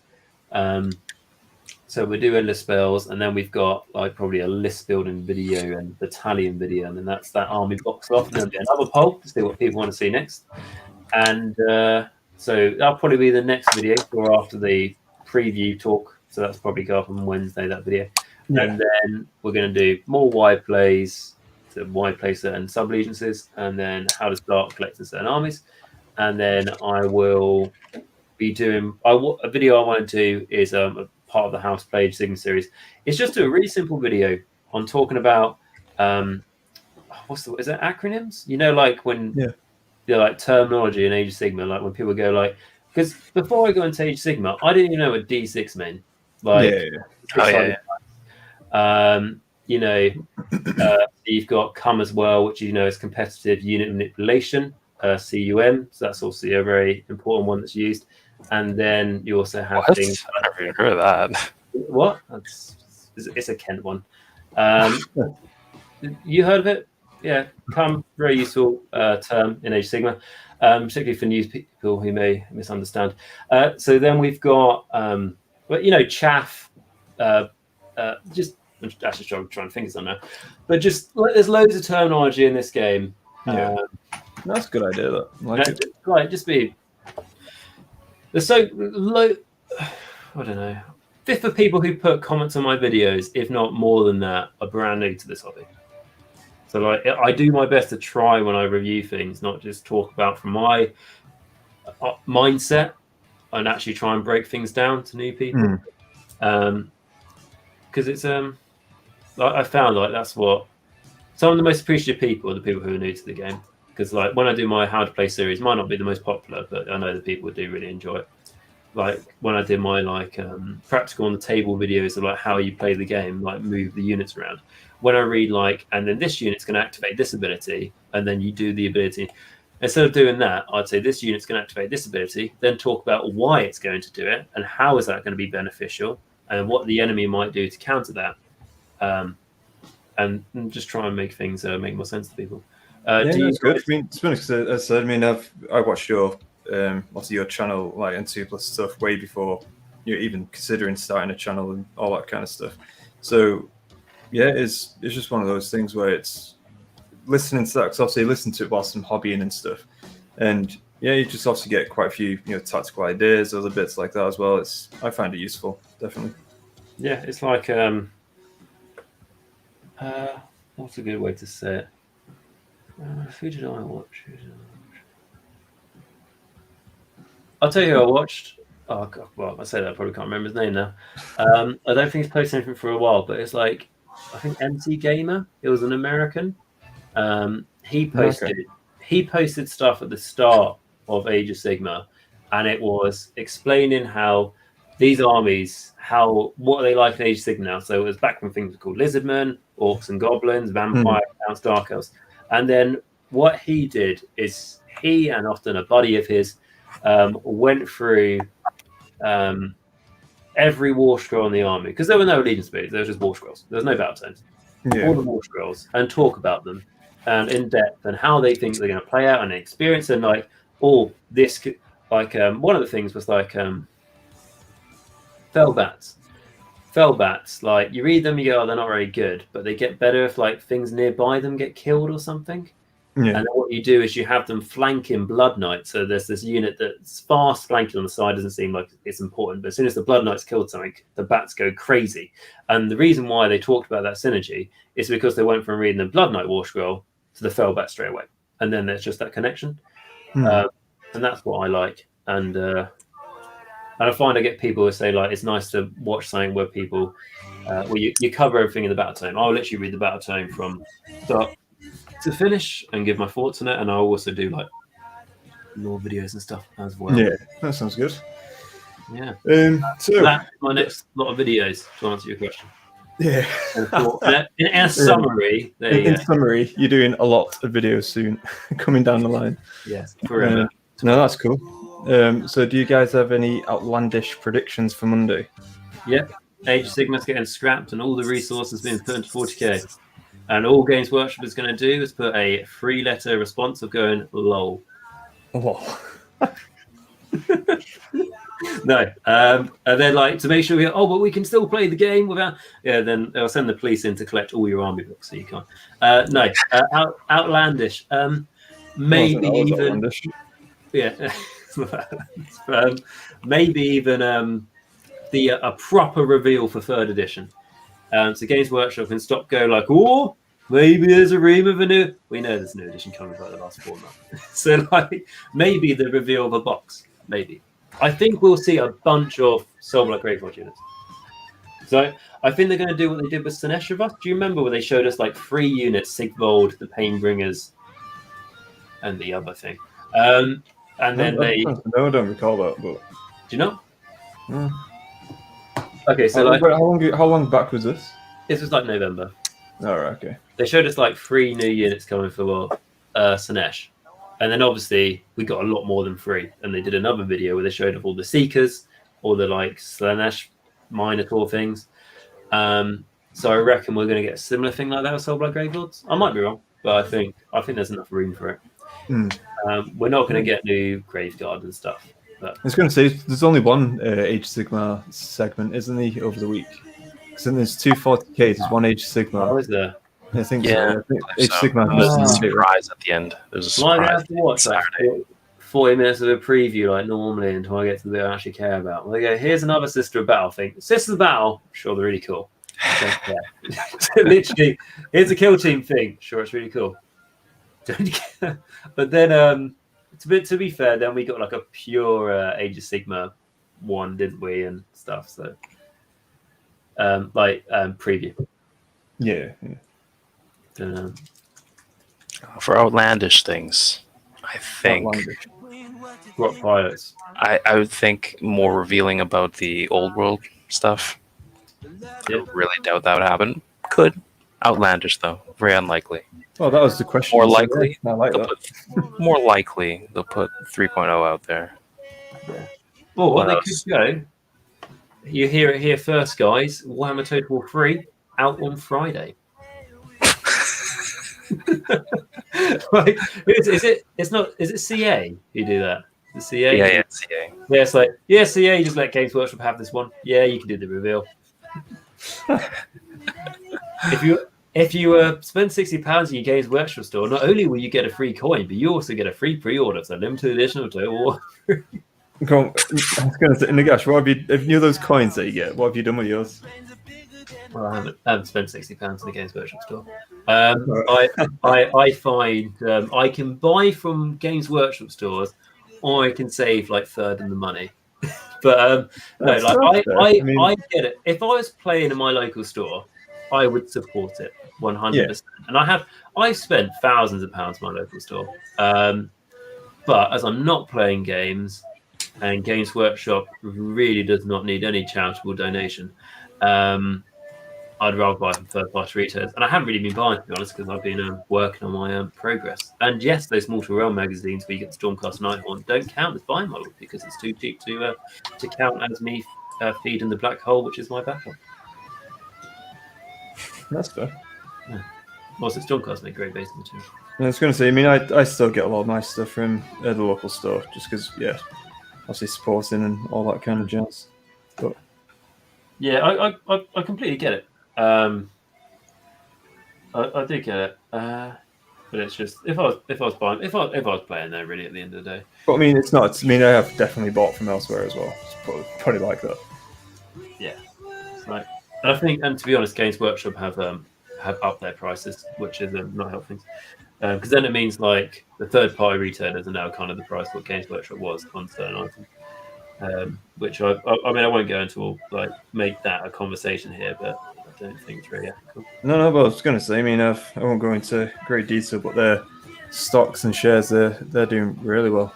So yeah, I would just like it if they use this like the gain they've made in the last few years to really invest it into making sure they will keep and always have like a solid customer service and a product and everything else, instead of basically just like trying to hike this money they're getting as much as possible.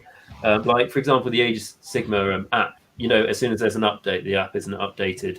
So when a new book comes out, the app won't have any updates on it for about a few weeks. It's like like when you go on the Age of Sigmar app for War Scrolls and stuff.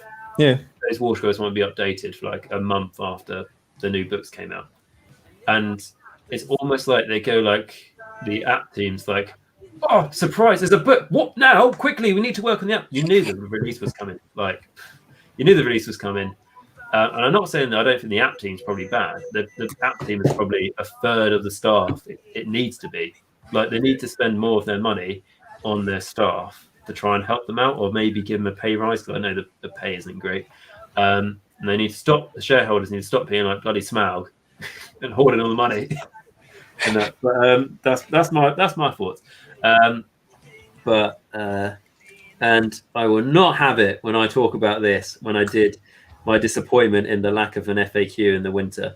But then I also went into Games Workshop and not agreeing with a lot of the stuff they're doing. And people go, yeah, some people are like, going like, oh, give them a break. You have no idea, like unsarcastically, you have no idea of how much of a hard time I've had over the last few years. Hard time. I made loads of money. Ridiculous. They're worth more than UK fishing industry times 3, apparently. They're worth more than either M&S or British Gas. There you go. Mental. I will say one thing, like it's nice though how all the models, bar scenery and stuff, is made in the UK. Like that's cool. Like they could have easily have before Brexit and everything else, when that wasn't really a problem. They could have easily outsourced that to China. They only outsource the thing that they make the most money on, which is their books, which is cool. But yeah. So that's my thoughts. But with the only thing I kind of had bought lately is the books, and that's the Broken Realm stuff. And to be honest, because I know that stuff's going to be outdated when third edition comes in, apart from the lore and stuff, obviously, I've just been buying it on the like digitally on the app because it's like £9 cheaper or something. Well, this is my problem with. I mean, I get it. If you buy digital books, all that kind of stuff, then it's all well and good. But when you buy like the hardbacks and all that stuff with all these Broken Realm books, all these, I'm just like, they just collect dust. Exactly. And I went through. So I did a massive sort out of my hobby stuff in the summertime, and I went through all my books, and I came across like the last 4 years worth of general handbooks, and I'm like, what do I do with them? Yeah. It's like, there's a few battle plans. It's like, yeah, but you ever going to go, let's play the battle plan from 3 years ago that we haven't played. It probably hasn't been written very well because it was one of the first ones they ever did. But I haven't chucked them away yet because I'm just like, I spent money on this. And I know that's what happens. So I was tempted to buy the Broken Spectacle book because the front cover looks awesome. But it's just not worth it because they do sit around. And also like... because I used to get the limited edition versus the General's Handbooks. So that was like the General's edition, so you got all the tokens and stuff. Which is I got that. The latest one. I got that as well. Yeah. It's good, but I've bought 3 of them, and then you end up with loads of tokens. But then you also end up with loads of battle plans that are now wrong and stuff, like cards. So it's it's difficult. It's but I do find when you hear people go I can't wait for third edition Age of Sim, and I understand it. It's a hype for new stuff, and it's like, I can't wait for it to be updated, the game to be updated. It's like, they could bring out a handbook, as long as they update the points, because that's not changing anything physically I own. As long as they update the points on things to try and keep things balanced, they can bring a handbook out every 2 years for I care. But obviously, it's how they make the money on the books. So. Yeah, no, I mean, to be honest, have you got any inclination of what you would like for them to change in the new one? What, rules-wise? Yeah. So I'm just asking out of curiosity, just because I know that obviously you're the big things for me are points. Points need to be changed. Just points. Yeah. And I almost think Beast of Chaos. Sorry, if the Beast of Chaos person is still watching this, but it's not the best performing army. Okay. In a tournament, okay, let's just add that word on. What they should do is they go, right, a Jabba's Life, right? Whatever that thing's called. Yep. It doesn't do very well. Yeah? Do you know what Jabba's Life is? Jabba's Life? Yeah, no, I do, yeah. Doesn't do very well. What should we do? Shave 50 points off it. Something mental. Cut the points in half and just see what happens. It probably still isn't very good, but so things like that. I'd quite like them to. There's a big problem at the moment in the game with range power. So either shooting or magic or abilities are just doing so much damage across the board. Yeah. And there's a lot of armies that can't cope with that. Just disagree. What army do you play? I got KO. Yeah, but the problem is though, right? Enjoyed that with his Bloodbound as well. So yeah, but the other thing though is that's what you do. You're a shooting army, right? But those guys, yeah. I mean, but at the same time though, when obviously I unleash absolutely everything, spent all the gold, all that kind of good stuff, and I did lay waste. I also used the spell in a bottle as well for the Skaven Warp Lightning thing. Odds. I think that can't. I don't think you can buy a bottle without the vortex in it now. Can you? But I've never done it once. Did you not bring the big jaws, the big the beast jaws? Or no, not at all. Or what about the Night one with the loads of the skulls coming out of the chest? Remember that one? Yeah, I've got that one. Yeah, that one. Or what about? Just trying to think of the shit ones. honestly, right? This first time I've ever used it, and it was devastating. And obviously, it was all down to the actual setup at the table and all that kind of stuff as well. But the battle plan, that's just looking at it. Why isn't there any terrain on the table? It might get in the way. No, seriously, because it's basically huddled around this terrain piece, and I was like, oh, that's going to be devastating. So obviously then laid the spell. But then after that, once he started getting into combat, it was a clear one-way fight, the combat. But obviously the shooting was, quite devastating first 2 turns. So I mean, I'll be honest, I've only played against KO twice, and the guy fluffed his shooting, and he lost the double turn. So that's my experience. I've only had the good end, but so I understand it can be quite bad. But KO, like, they're very good at shooting, and I get it. And if I go against a KO player and I'm unlucky and they're very lucky, then my opinion will change. But I feel like they're really good at shooting. That's their thing. But when you get things like a frog on the other side of the board will just do so much area damage from like 50 inches away and just destroy half your army in one turn. It's just like, what am I going to do? And then there's the rest of his army, and like that frog can take like bloody 30-something wounds before it dies. But that's not. I understand they're a very magic-heavy army, Slann and stuff. But it's like, but I wouldn't even think just range damage potential from a Seraphon army. I don't feel like that should be like their main. They should be so good. Like, I get it from the Khaldun Overlords because they're all gone. But I never really thought about that, to be honest, because I've never used them obviously in AOS because I had a Lizardman army way back when, but I've never used Seraphon. So for me, in my head, I still never picture him as a shooting army. But clearly, obviously, from what you're saying, they are. Yeah, I'm very sorry about Seraphon. I don't hide that. But when I talked about the new Croak model, I explained to all my subscribers in the video that the reason why I haven't been covering many why I play Seraphon videos lately is because I think there's enough of you bastards out there. That was very much my view on it, and the Seraphon players certainly let me know that in the comments. But that's just because I'll go against them, and maybe that's because I don't play an army that strong. But I don't feel like I play armies that are bad, but I maybe just don't play one that strong. But I go against them, I just look at it and I go, there's no way I can win this battle. This is just going to be a waste of 2 hours. It won't be 3 hours because he'll kill me by then.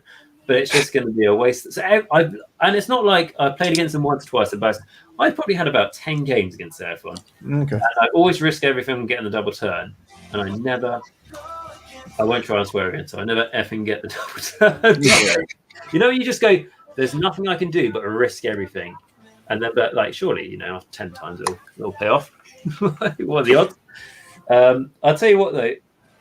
I think one of the most enjoyable armies I've had going against, they haven't even been bad armies, is what I call the fat middle. And that sort of armies that I play, and when I say I call it, I think Owen Jackson was the person. He goes in the Onslaught game and stuff. Very nice person, runs GTS events, and he called it the fat middle, where there's a few armies at the bottom of competitiveness, and then there's 5 or so at the top, and then the other 15 to 20 are just in the middle, and they're all about the same. They're the best ones to play against. I find going against some destruction armies. I went against ogres, and so I played a lot of ogres lately, and the ogre players so I read the new ogre book and everything, and first game spell and TTS and stuff would be good with them. So what's your battle plan? It's I'm just going to smash you, and I can smash you really hard. And I was just cool.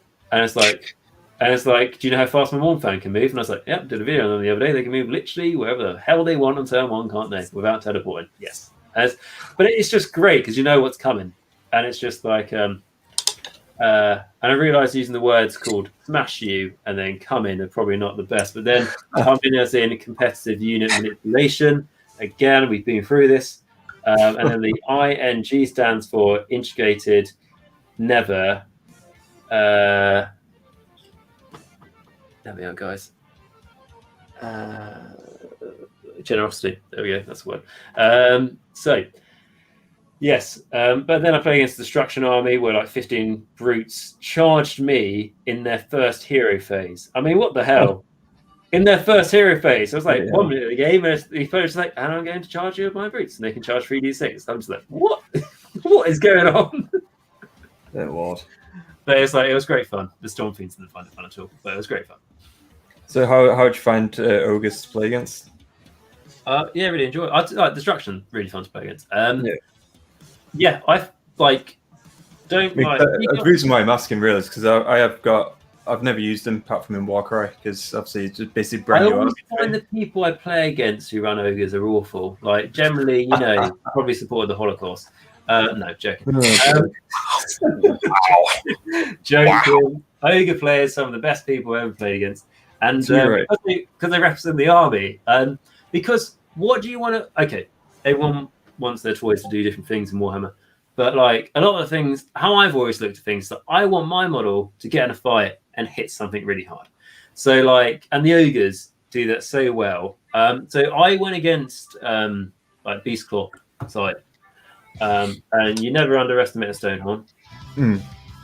And then after you underestimate it, don't underestimate the other one he has, and then maybe the other one after that, and then Well, I think that's going to be in the clear for that because I don't have any at the moment, but I will do in time. Don't underestimate Iron Guts, and that's mainly for your side, Matt, to listen to. Don't underestimate. Don't tag a unit of Iron Guts because you go, oh, I'm going to bog this thing down in combat with my weak thing. Won't happen. 1 or 2 Iron Guts will kill whatever you tag it with. Tagged a unit of Iron Guts with like 5 Chaos Knights once, and just like 3 of them turned around and killed them. This was like a big unit of Iron Guts. I was just trying to tag a bit. I was like, Chaos Knight's pretty tough. 3 wounds. Yeah, fuck at that. There's 3 damage on there. Iron Guts. Like just like every one that went through just killed a knight. Jeez.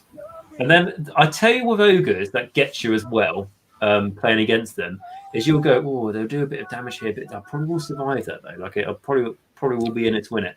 And then they'll go, and I'm going to attack you with my mouth attacks, which don't sound like a lot, but they just do that 1 or 2 extra damage that like wipes out that unit. So like it's, yeah. So watch out for the mouths, Matt, on that one. Yeah, hungry. But no, generally really fun to play against. And what was the? Oh yeah, Being worse than fighting that hail of bullets. Yes, exactly. This will literally be large bullets coming straight towards you. But the ogre, are they? What are the standard ogres called? The normal ones, like the normal like basic run of the mill ogres. What, the gluttons? The gluttons. Yeah, going against a unit of 12 of those is like, why won't you die? Just continually hit. Like they've got 4 wounds apiece. Like you look at them and you go, oh, 5 up, say they're going to die quickly. Wherever you're going to send into them, make sure you can kill them, otherwise they're going to hit your back so hard. It's not true for any unit that you fight, though. Yeah, but I really feel like the 4 wounds they have each. There's 4 wounds there each. It really gets you. Because let's say you do 7 damage, you've killed 1. There's 12. You kill 1. There's 11 left. And 7 isn't a bad amount of damage to expect out of an average unit. But I feel like Age of Sigmar on the competitive scene at the moment is like chess. As in, one of your game pieces, i.e. one of your units, just removes one of the enemy models or one of the enemy units. There's none of this sort of prolonged, bogged down, combat. It's just, I wipe your unit out. No, it's your turn to wipe my unit. It feels very... Because... I don't know what you call it, like Death Stars or something, just because you'll buff this thing up. So it's like, what's his average damage potential? 25,000. Great. I've enjoyed, obviously, the Warcry that I had with me ogres. I enjoyed that because, again, I did lose the game, but it was entertaining nonetheless. And it was just the sheer brutality and just like you felt like they were pure, like your muscle like just bashing into things, which was obviously what they're about. So that was quite fun. No, I had an Iron Jaws army like 3 years ago, and it was only like 1,500 points, but it was mainly just brutes and a mega boss and weird knob, and I had a great time. But I still have a little bit left of that, which is 5 brutes and a mega boss. And that's my Warcry army. And when you like can up your standard, your starting point for Warcry warband, and it's like that perfectly fits in 5 brutes. I am going to have an absolutely amazing time.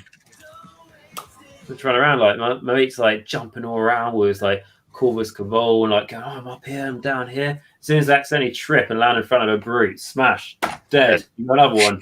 That is exactly what happened in that game. Is that what happened? Pretty much. Oh, he's in range. Dead. Boom. just like they don't even need the weapon, just the fist of the skull. But it was fun.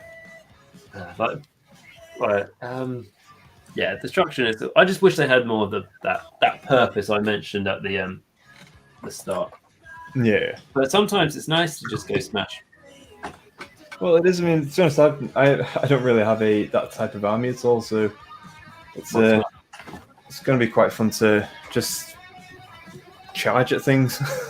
Instead of being quite tactical and stuff like, oh, there's someone who can eat. Let's go. It's finally a good chance for my corn guys to actually get into combat. Yeah, true. I mean, the corn guys just turn up back. Oh, it's the enemy. Do we know we're fighting? No, but I can't wait to get in there to fight him. And then, like the scout, the one blood reaver comes back and goes, "Guys, yep, I've been over the hill. What is it? What army? I can't wait to spill blood for corn and give them some skulls. What army is it? KO. Yeah, they don't even say KO. They just go, yeah, they've got something. What?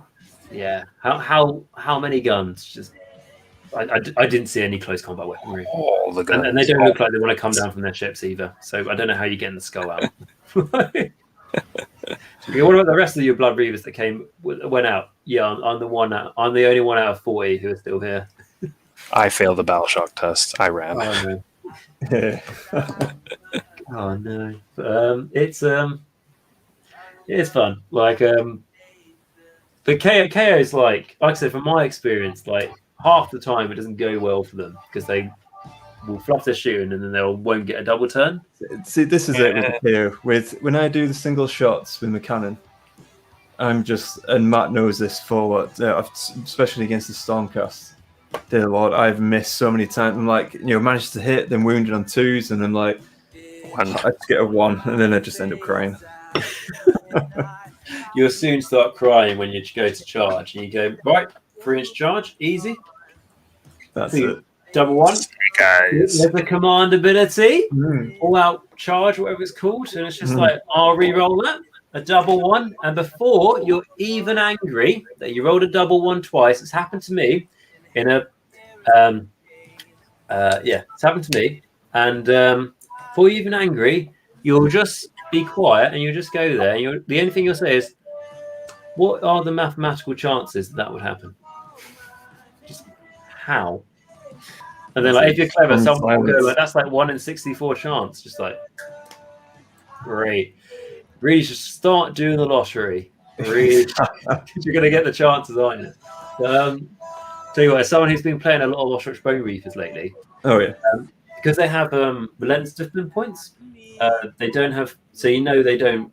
Have, they don't use command points. So they don't have access to the standard command abilities from the General's Handbook. Like re-rolling charges or inspiring presence. They don't need battle shock. Yeah. And then like a re-roll ones to hit, etc. Or making a run an automatic 6. They don't have those. So generally can be quite a worrying time because you can't re-roll a charge. You can't re-roll like a double 1, which has happened twice in a row to a unit. I stupidly took away the thing that gave him +1 to charge. Like, so I know where I need it. And then like the unit of like 10 knights, Cavalos Death Riders failed twice in the game, which was annoying. And it's not nice when your opponent's being like moaning and stuff, but I just feel sorry for my opponent because I was moaning a hell of a lot. Going like, what are the chances? And goes like, yeah, it's quite unlucky, isn't it? Unlucky? You shut your mouth. We're playing this game. It's 2:00 in the morning. We're going to be done to us. If I roll better, you'll be dead. Okay, question then. What was, and you don't need to obviously name names or anything like that, of course, but worst opponents you've had in terms of attitude? I'm just curious. You say by only naming their name and their Twitter handle. Right. So worst opponents I've had in attitude of their army. Attitude. I'll tell you mine very quickly, which was one guy. I was, it basically is 2v2. He was in a store. And the target is years ago, but anyway, regardless, the guy ended up losing quite a lot of his models, and he just out of nowhere, he said, right, okay, I'm off. He left his models, though. Went out of the store, And then it was probably about 40, 50 minutes later when obviously towards the end of the game, he came back and left that guy to basically use his models that had remaining. And I thought that just stunk to high heaven in terms of obviously, attitude and stuff like that. Yeah, that sucks. Mm. You might be playing for fun at the end of the day. So that was probably one of my worst experiences in terms of having a game against someone. Because it's always that thing, isn't it? When you're like, obviously, if you're brand new to the hobby, going in store, you want a good experience, all that kind of stuff. I mean, I wasn't brand new to the store, and I kind of knew of the guy to an extent, but yeah, it just wasn't that good. And we're talking probably about 4 years ago, even longer actually. But yeah, what about yourself? Is it like a tournament, or is they more I've had a few at a tournament. Yeah. People tend to care about winning at the tournaments, and I've had I had one where I played against someone, and put it this way, I had a Terrorgeist on full health, and 2 clan rats killed the Terrorgeist, and they overkilled it. And that's because it was back in the day where you could take old world characters. And there was a bunch of old, and there was no limit on how many heroes you could have in your army. And so this guy had a bunch of old world Skaven characters with all their command abilities stuck to make a clan rat do something stupid like 7 or 8 damage with -4 rend. But the trick then was only your general could use a command ability on their war scroll. So we took our Kaon on the horse because it's cheaper to make everyone be able to use their command ability, because that's where his command ability allowed. And he was being really, really funny about it. And my Terrorgeist was on a slightly bigger base because it was before base sizes mattered. Yeah, Scenic and stuff. And then he's shredded me within 5 minutes of the game. And then he also continues to say yeah, you want to change your base sizes because you shouldn't be doing that. And just punch in the fucking face in a minute. But so I had that, and then there's I've had a few games against someone who's when I've played against them, they'll say stuff they go, oh, I've got this ability now, which oh, you charge me, I roll 4 dice, and I take D6 mortal wounds in each one. I'm pretty sure that's not a thing. And they go oh, what, do you want me to point it out to you? Yes, I'm not going to let you off with 4d6 damage. Yeah, sure. I my mortal wounds. So they go and they show me and go, oh, I thought it was in the battle tome. Must be on the app. All right, well, you got a phone? Show me the app. That's not here. I must have read it in an FAQ. So we'll just look at it. And I was like, no, you're trying to prove a point. You show me where it is. And then it's I don't know why you're just trying to make a big deal out of this. It's I'm looking at the board. I'm I said in my head, you could have quit 10 minutes ago. You got no chance of winning this. You killed the zombie dragon. I've got another one coming into you. And then there was and then that game. So I could have won it on turn 2. So I gave the person the priority. Yeah. Because I was I don't like the person anyway, known as that guy. And I was right, so I've beaten him within 5 minutes before. I've done that. And I was the only way to beat him better than within 5 minutes is to beat him twice in a game by saying I can win now, or I'm going to give you the turn and then try and beat you later, because then you beat him twice in one game. And then got to turn 5, and I was if I win this priority, I've won the game. And I was just I said to the dice gods, I can literally lose the next 20 games as long as I can prove my point and win this one twice. So I rolled the dice. I won. And then before, there's that thing where your opponent goes, oh, do you want to give me the turn? That sort of thing. Yeah. Before you even said any of that, it's just right, before you choose who's going to have the turn, you can't win this game. And then, you're just there and you're just here we go. It's just and they just point out all these reasons of why I can win the game and stuff. And that's just I was oh, okay, yeah, well, I'm just going to play on and see what happens. Yeah. So I was playing Flesh Courts at the time, and the reason why he said that I couldn't win is because he outnumbered me on a bunch of objectives with models. Yeah. So he said, Like, there's no way you can win this bubble. I was like, all right, we'll just see what happens. So then I used my 3 VAR goals to return like bloody fucking 10 crypt horrors. It's just like, and I was like, oh, I don't think you could do that on turn 5. It's like, I could do that. What are you talking? I just like a really like negative experience. And he actually, and he said to like someone I know, going like, do people not enjoy playing against me? And I said to my mate, it's like, oh, what do you say back to him? That's a bit awkward. And it's like, yeah, it's a bit awkward, isn't it? Because like, did you tell him? And it's like, tell him what? Go, yes, people don't like playing against you. Change your attitude. Change your attitude. Well, maybe it's just maybe it's my army. I mean, I don't like Stormcast, but put it this way, you've made me like them less. But no, so that's probably I've never had a really, really like flip the table, but I don't know, like really bad. I'll tell you what though, I've had amazing games. Like, I've had so many. Against strangers at tournaments, because you can always say like against your best pals, they're your best games. But I had a game against this guy who's like, I think he's probably known as like one of the most prominent like bone splitter players, and I played against him about 3 years ago. Yeah, and Warhammer World and bone splitters, obviously, very anti-monsters and all that sort of thing. This guy has been playing Orcs and Goblins since 1980s. He has got a beard that would rival Gandalf's, and he has a Victorian safari hat he wears if the opponent has a monster, and he's only allowed to remove it after the monsters have been slain. Love it. And then he had loads of tokens. Like he had like loads of these like bead tokens for all these models. I was like, "Where'd you get those?" And it's like, "Oh, my wife's been into sewing for the last 20 years." And I was like, "That makes me happy." Just like a really cute like relationship they've got and stuff. And it's just like, and the best thing is because you brought like custom objective markers back then. This is way back in the day before there was base sizes and all that sort of thing. Yeah, of course. And I'll be honest, the best days of Age of Sigmar. And my objective marker was can you can see it a bit like in my room. Can you see we've got the Game of Thrones Blade Man there? Yeah. So that's the like I always say House Bolton. I don't know how much Game of Thrones you watch, but House Bolton are the good guys. Everything else. So because I was running a Flare army, I made my own custom marker. So I've got the Flayed Man on a cross. Oh wow, nice. Yeah, I think I'll have to put a picture up of that somewhere. So I don't think I put it on my Instagram. And what I did there is, how do you make a flayed man? You don't use a human model because there aren't any.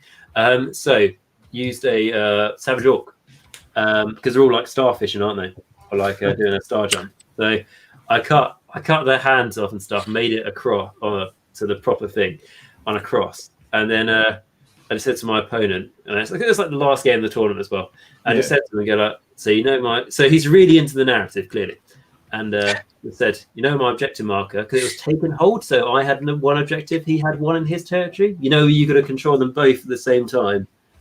Taken hold. So you've got one objective in yours, one objective in the enemy, and or knives to the heart might be called. And you've got to hold your objective, and they've got to hold theirs with 5 or more models by like turn 3, and then you win the game. Sorry, I've got distracted with something else. That's right. So it's this battle plan where you have like one objective in your territory, one objective in the enemy's, called taking hold. And so he only had to come for my objective, and I told him, "You see my objective, yeah?" And I go, "Yeah, it's a skin Savage Orc," and it's like that just makes me even more angry. Loads of Savage Bull Riders, and the units were divided into what color Mohicans the boars had. There was blue, purple, and orange. And then the subsequent orcs who rid those boars had tattoos in those colors as well. He had a unit of flying boars that managed to move 47 inches in a turn and kill my general. Because I was like, there's no way those boars are getting over here. Pigs can fly if he rolls like a 12 to cast the spell, apparently. And then it was a great. I lost. I was like the last game of the tournament. I was like, I don't want to win. I don't want to lose this game. And it's going to chuck everything on my objective, my whole army on my objective. So he can't win. Yeah, he managed to, like really, really well. And like that was like a great game. That was a great game. That sounds good though. Yeah, and he was from like the north, so you probably know him, which is cool. So yeah, great player. Anywhere above the Thames is the north for me. If I'm ever crossing the bridge in London, I go, well, you say one more step. There's ever been away from home. Yeah. Unfortunately, I went to New Zealand as a child, so I can never use that quote from Lord of the Rings because technically, anywhere unless I go to the Antarctica, it's a lie. Really, I don't even remember. I was 12 months old. And yeah. I was told like you wouldn't stop crying on the plane because you're really ill, and I was like, well, maybe you shouldn't take a poorly child to New Zealand. Like, maybe that's the reason. But it didn't even take me to see where Lord of the Rings was filmed because it wasn't filmed yet. But that's neither the point. But yeah. So that is the story of my games and also my child. Yeah, that sounds good. Obviously, not the bad games, but they're the good ones. Yeah, I had like I feel like I'm missing like a really bad game I had, but I don't think I've probably been quite lucky. It's better that way that you remember the good games and not the bad games. I think a lot of the bad I think you're right, and I think a lot of the bad games I had are probably games that I've been beaten really. Like the opponent's brought. He's also the type of person who's brought something to make sure he wins the games, which means that I probably gave up within like 10 minutes, and then it was a Warhammer. I just went to Bugman's and had like a long lunch. So I don't remember the best games I've had in terms of like the opponent's nice, but like the game itself are probably games I've lost, but they've been really close. They're probably my favorite games. They came down to the wire.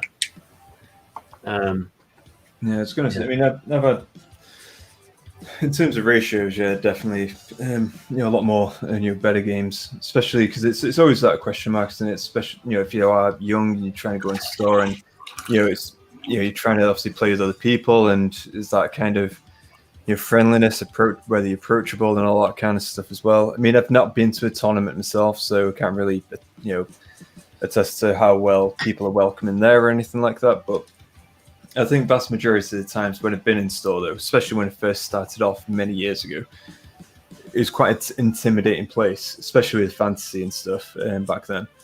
But and like 40k played with a little bit as well. But is that the kind of just first step, having that first game? And then as soon as I had that, I was like, oh, you know what? It's actually pretty cool, and that's what kept me going, and to continue playing in stores after a while. But obviously it's just that first initial step, just to have that encounter with, someone who's obviously an expert or like plays fantasy like so much, and I'm like, excuse me, sir, let's have a game against me. I'll be honest. Like even when I went to play the first game of Age of Sigmar, like you go into the store, what Warhammer community is like the website, just Warhammer community as a whole. How fucking tight knit these people are. Like if you go into a Warhammer store and they all know each other and you're new. I was nervous first game I had because you're asking these people who are in there, like if you've been in the store a couple of times, every time you've gone in there, same people are in there and they're all talking to each other, and you're the new person, and then like before you know it, though you're part of the group, but it's that initial first step. It's first step, yeah. Especially when you go up to try and be like cool with them, and you pick up one of the models that's just been painted, and go, oh, that's really cool, and you drop it and you stand on it and you go, I'm going to drive all the way to the store on the different side of the county to avoid this awkward. So it's did do something quite funny though when I was learning how to paint that sort of like that ghosty ethereal paint on. Oh yeah, Nighthaunt. Did that in front of the store manager's model stove, and that blue speckled all over his felt mats. Ooh. Yeah, that was nice. Really cool guy though. Like he was annoyed, but he laughed it off. Well, after going, I'm probably never going to play with these models again anyway. But it was a very good painter. But it was fun. What about you, Matt? When you first started out in the hobby, like just getting in store and all that kind of stuff, how did you find it? It was, first of all, I was new to the country, so that in itself was kind of a barrier.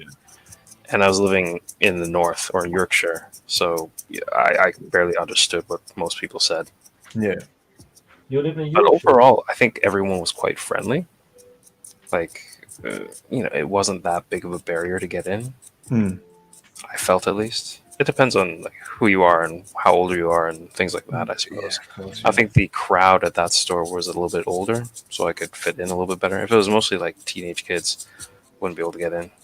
yeah. But it was like a bit of an older crowd, so it helped. But yeah, I think in general, I think wargaming as a hobby has a fairly good, like a nice community to it. I can't really say for tournaments. I don't know if competitiveness kind of brings out the worst in people.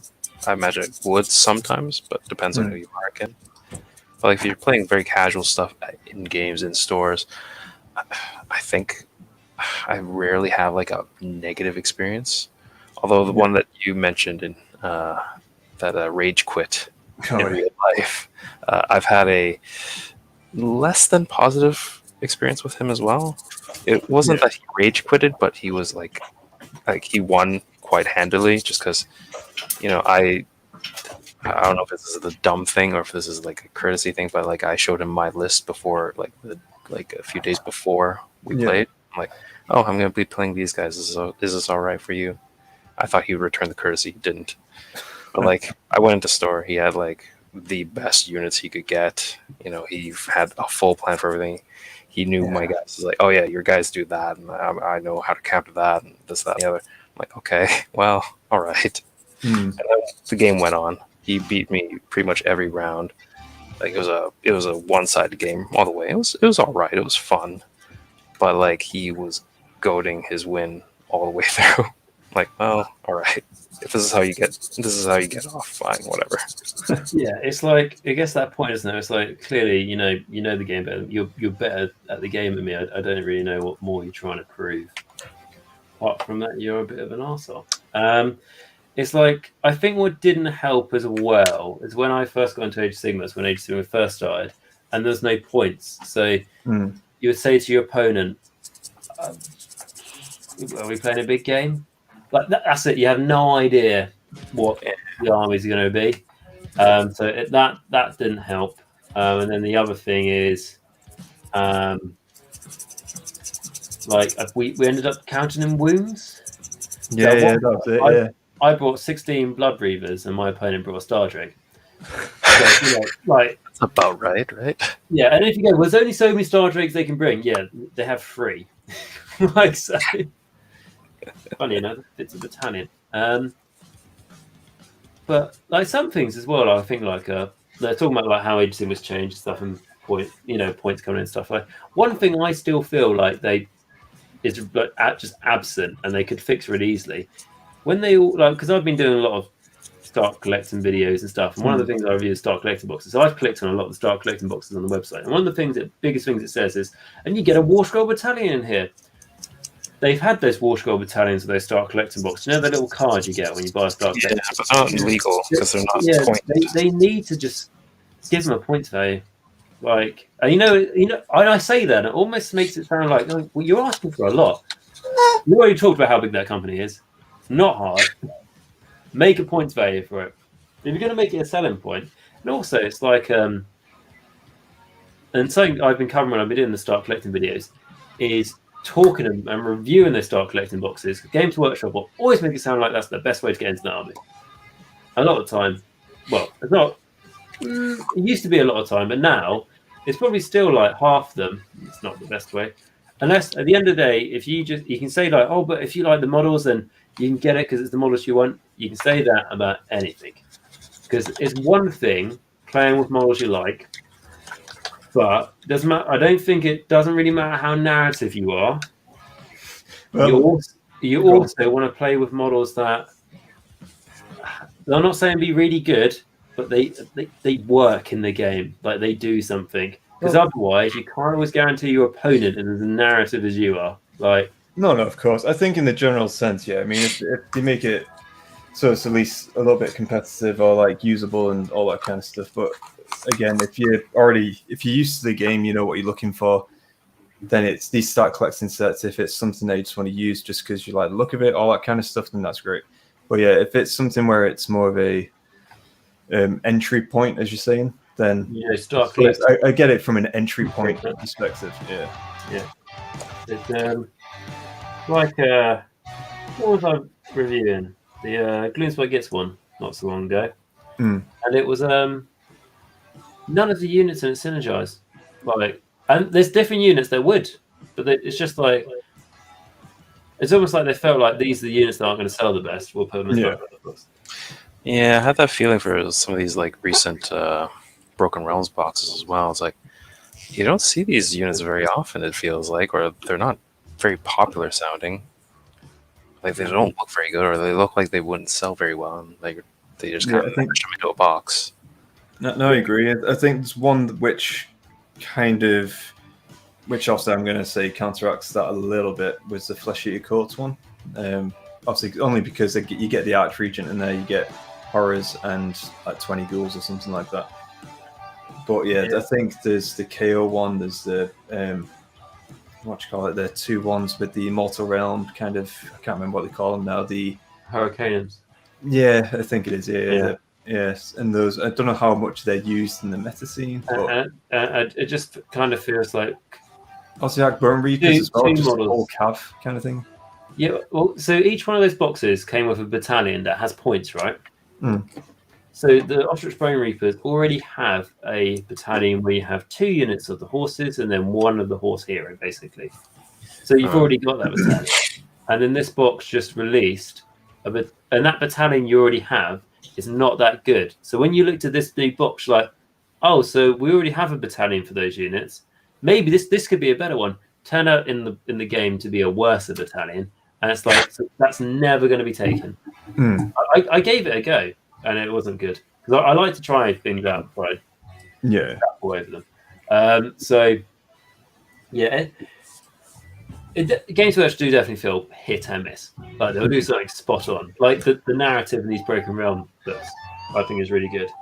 And then some things are not so good. And then like some parts of these Broken Realm books are just like that army has clearly just got a massive boost, and then the other army was like, well, we're worried if we made it too good, so we decided to make it look like it hasn't changed at all. Like I remember Idolaters for Slate of Darkness. It's works out they got an update in that, and then it's like, what do these things even do? Nothing apparently. And then it's like, yeah, but this is now with an update. This is like one way to make it really good. We're making it Nurgle. I'm like, oh, you lost me on that word. Nurgle's cool, but it's not for me. I'll tell you what though, talking about Age of Sigmar, different game, but there is this new like PC game coming out or Xbox game or something. I heard about that, yeah. So it's an all types of thing, isn't it? Console. It's meant to be. Is it similar to Dawn of War kind of style? Well, so you've got the reason remind me because it's got Nurgle in it, Nighthaunt and Stormcast, and it looks like it's turn based. And it almost. Did you ever play like Heroes of Might and Magic? Heroes of Might and Magic. Rings a bell. Kind of looks like it, yeah, a little bit. Because I think Heroes was also hex based, wasn't it? Yeah, turn based, hex based, medieval, magic, fantasy. Yeah, very similar. Yeah, so it's kind of that. So like hex based system, turn based. I'm a bit interested. Like I see it, and I'm like, I don't know if it's just my, apart from Total Warhammer, I don't know if it's just my expectation of Warhammer games, and in particular Age of Sigmar Warhammer games. But I see it, and I'm like, I don't know how it's going to be a full blown game. But I feel like the campaign's going to have like 10 missions. Like, do you kind of see what I mean? Like, it's just no, I do. and I can see them charging £40 for the game. Like, it's just I'm just intrigued to see what the online scene's going to be like, because that's for me is where I get most of my fun out of games. It's just obviously going online, going against other people, all that kind of stuff. I did that a little bit of the Warhammer Worlds Underworld. I quite enjoyed. I haven't played it for ages, but I did quite enjoy that. I saw you had a game against Doug, Chris, and then I bought it, and then I played it a bit. It was pretty good fun. Like it makes me want to play it in real life. The Underworlds. Yeah, I mean, when I played against obviously Doug 2+ stuff, that was very much. He was asking in chat, anyone fancy a game? Nobody was really volunteering at that point, and I was like, oh yeah, I've got it. I've downloaded it once and not really played it ever. So yeah, sure, I'll be up for it. Obviously joined and got trounced, but at the same time, it's still fun. I know. I love Doug. It's like, don't worry, I'm not very good at the game either. It's like, yeah, there's a big difference between like playing 5 games of this and not playing it at all. Not playing it at all. Yeah, exactly. Yeah. And then I went on his channel and did the Vermintide stuff. Oh yeah. Always wind him up before he went live. So, Doug, just want to ask a question when we're live now. That's okay. And it's like, yeah, sure, buddy. I'm like, do you want to tell what the question is? And it's like, actually, yeah, you better do. Just want to ask people where they stand on the political side in America. And then I also asked him on a live video going like, so Doug, what's your thoughts on behalf of America for the Socrates, Saudi Arabia is like called. I said that to him just for a live talk. Yeah. It's just like, so I don't do Vermintide with Doug anymore. But what I was going to say, I'll tell you what though, Doug is a lovely guy because he's one of the channels I watched and made me want to do YouTube. And I asked him for advice. Like I've done it a few times, but I asked like a few weeks ago, a month ago or something, on Instagram, and he sent me like, I think it was like driving somewhere, but he sent me like 5 long voice notes of like advice and everything. It's just like, and I see it as like a big YouTuber. I'm like, he seems very nice when you watch his videos. He seems like a nice man, and it turns out he actually is, which is I can't say for half the other YouTubers. God, no, I'm joking. Is that directed at us? No, I mean you're perfectly fine, Bob and Jeff. But no, you guys are lovely as well. I was wanting to get you guys back on the channel. I'm just trying to think of a subject. I know. This is quite specific at the moment. Yeah, well, I was going to say, this is why this kind of format, what we're doing at the moment, is just great because we don't do competitive scene or anything like that. And obviously, you know full well what we're about. So, yeah, it's just great to just do a bit of hobby and talk hobby, both aspects of the game, all that kind of stuff. And I totally didn't hear what he said, but you're smiling, so I'm assuming it is an insult of some sort. You said, you guys, it's like, and you know what I do, obviously. And I was just like, yeah, you guys are a paying channel, aren't you? Paying channel. I think the worst channel to be is a news channel, which I realise is half of my content these days, and I hate it, but it's very easy to do. Yeah, well, I was like, I think it's something though, like, would be good to do stuff, but yeah, hobby hangouts is easy, aren't they? But it's just, and you can talk to the chat and stuff because it's live. Yeah. Nice, rather than it being a comment situation. Again, guys, you got any questions? Put it in the comments because that's very good for engagement. I think that becomes like a mantra. On sleep for a little while now.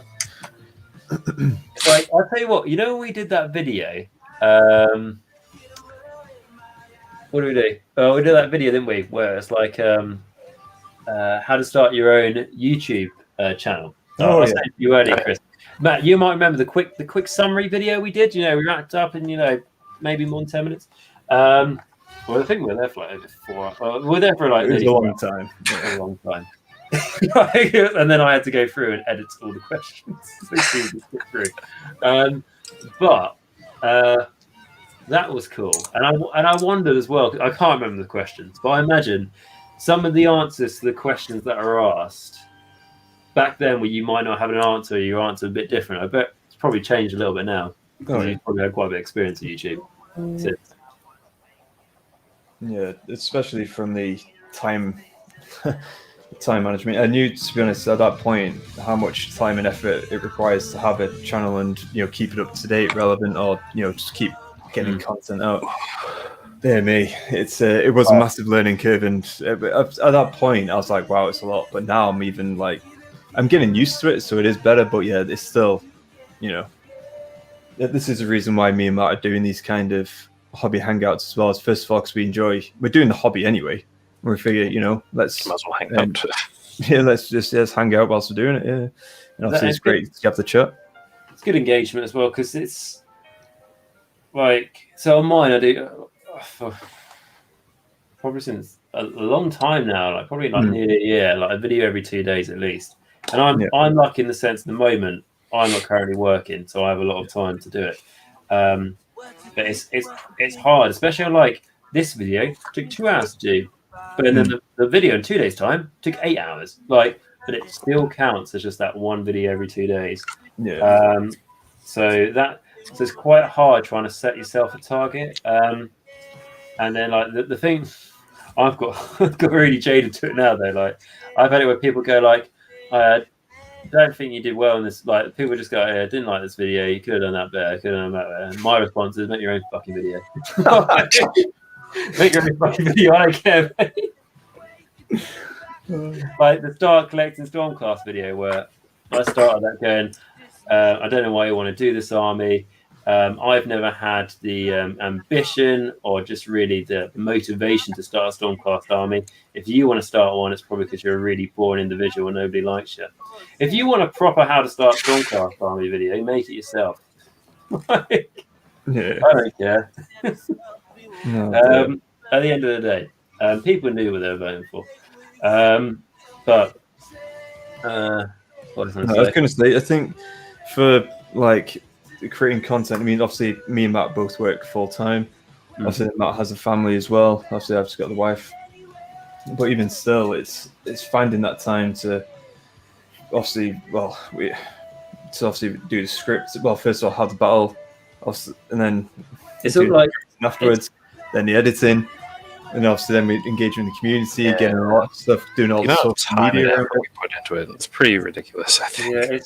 Yeah, you definitely have to enjoy the subject you're doing. Like I couldn't imagine doing a YouTube channel or something that I was like, I don't really enjoy it, but I think it will be like profitable or something. Mhm. Like I don't know, in accountancy, if I can teach people good tricks in accounting, they might get a lot of views and all that crap. Like I can tell you, I'll do a video and I'll get thousands of views and it will generate like £1.50. Like in like terms of like how like the return can be, but it all depends on like something Doug told me. YouTube cares far more about your watch time than your views because they want people to be engaged in your content, not just click on your video and then click on another. Yeah, ads and all that stuff. Yeah, and it's like, but I don't mean like this morning. So I was going to go to the gym at like 11 o'clock. I didn't go to the gym at 10 because I'm replying to like a load of comments, from video. And I love comments, don't get me wrong. I love all that stuff. It's great to engage people. Just make sure that's in there. But people on Discord as well. And I actually thought about it today. And I thought like, I was replying to someone and I'm like thinking like, because of social media, it's a bigger thing than just YouTube because social media. It's like, I'm actually probably having 10 to 20 on a day, 10 to 20 conversations throughout the day. And that's not including the people you're actually physically talking to. That is mental. That is mental. And that's like, and that's not even like, and I say I'm not working at the moment, so that's not even involving work. Like it's just. Yeah, that's what I mean. So obviously, because I work from home, so I have a bit of flexibility around obviously just having a quick look at phone and all that kind of stuff. Anyway, but I do a lot of like it's like quick posts or load of little stuff like on lunch breaks afterwards as well, or if it's just like replying to someone in chat or something like that, then I'll do that or comment. I wish I had that kind of freedom. Yeah, we all with you, Matt. I was going to say, Matt, with your job, it's not really feasible. No. Do you like, okay, just hold on, stop having a heart attack. We're gonna work on something. Just gotta answer this tweet. Just calm down a second. Must just reply to this little comment, and then you can continue screaming. Yeah, exactly. But it's mental. It is. It's as you said though, it's massively down to just ensuring you enjoy the content. Because I mean, if you don't enjoy what you're doing, then I first of all, I would not do it. I mean, the amount of time and effort you put in, it's just really enjoyable when you actually do get the feedback saying, "Oh, I love this." Like when I create the community lore videos, they love just seeing like their miniatures come to life and the stories being told, all that kind of stuff. And I love telling it because and obviously then including it within our pocket realm as well, which is just awesome because it makes it very interactive. And Matt spent a good time on the map of it as well, and obviously getting that up to date. And it's just great having that whole aspect, and even like all the social medias that I'm on, trying to reply to people and all that, engage with people as well. I actually really enjoy doing it because I just love the hobby and talking about it. So 100%. And like, if I look at, I've probably done something in the region of 450 videos, and they take a long time to do everything else. And then I look at all the time I put in, and if I go like, and if I say I spend like in a week, I probably, let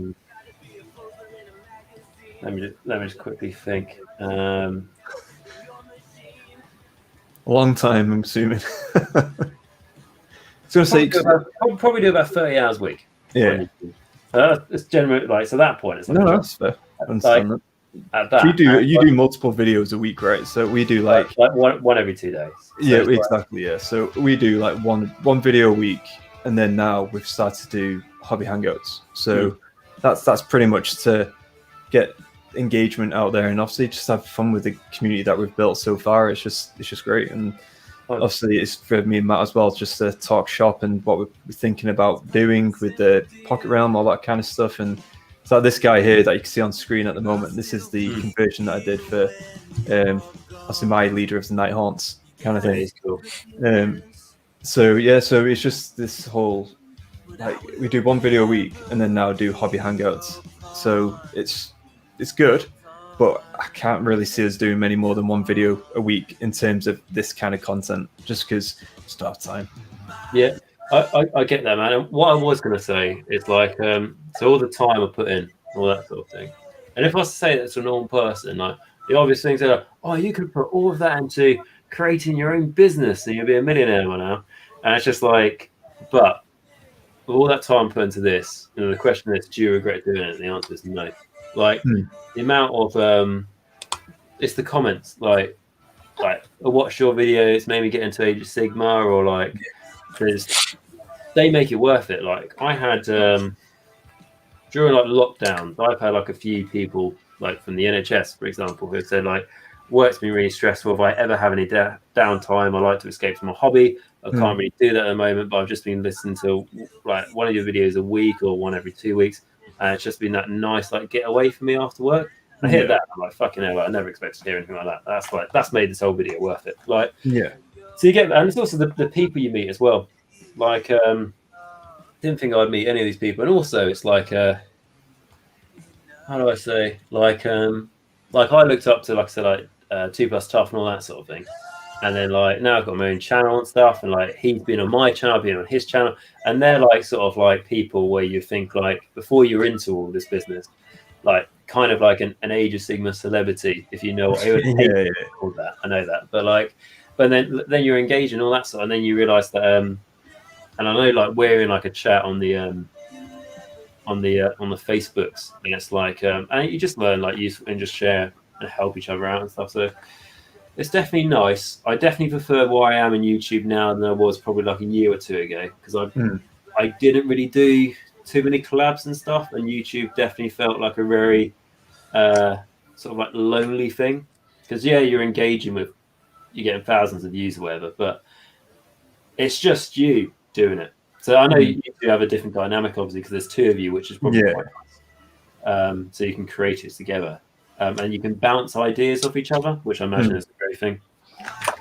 Because I talk to myself in a camera, and then I let the gods of the internet decide if that's how I should make a video or if I should try again. Yeah. Like, it's funny.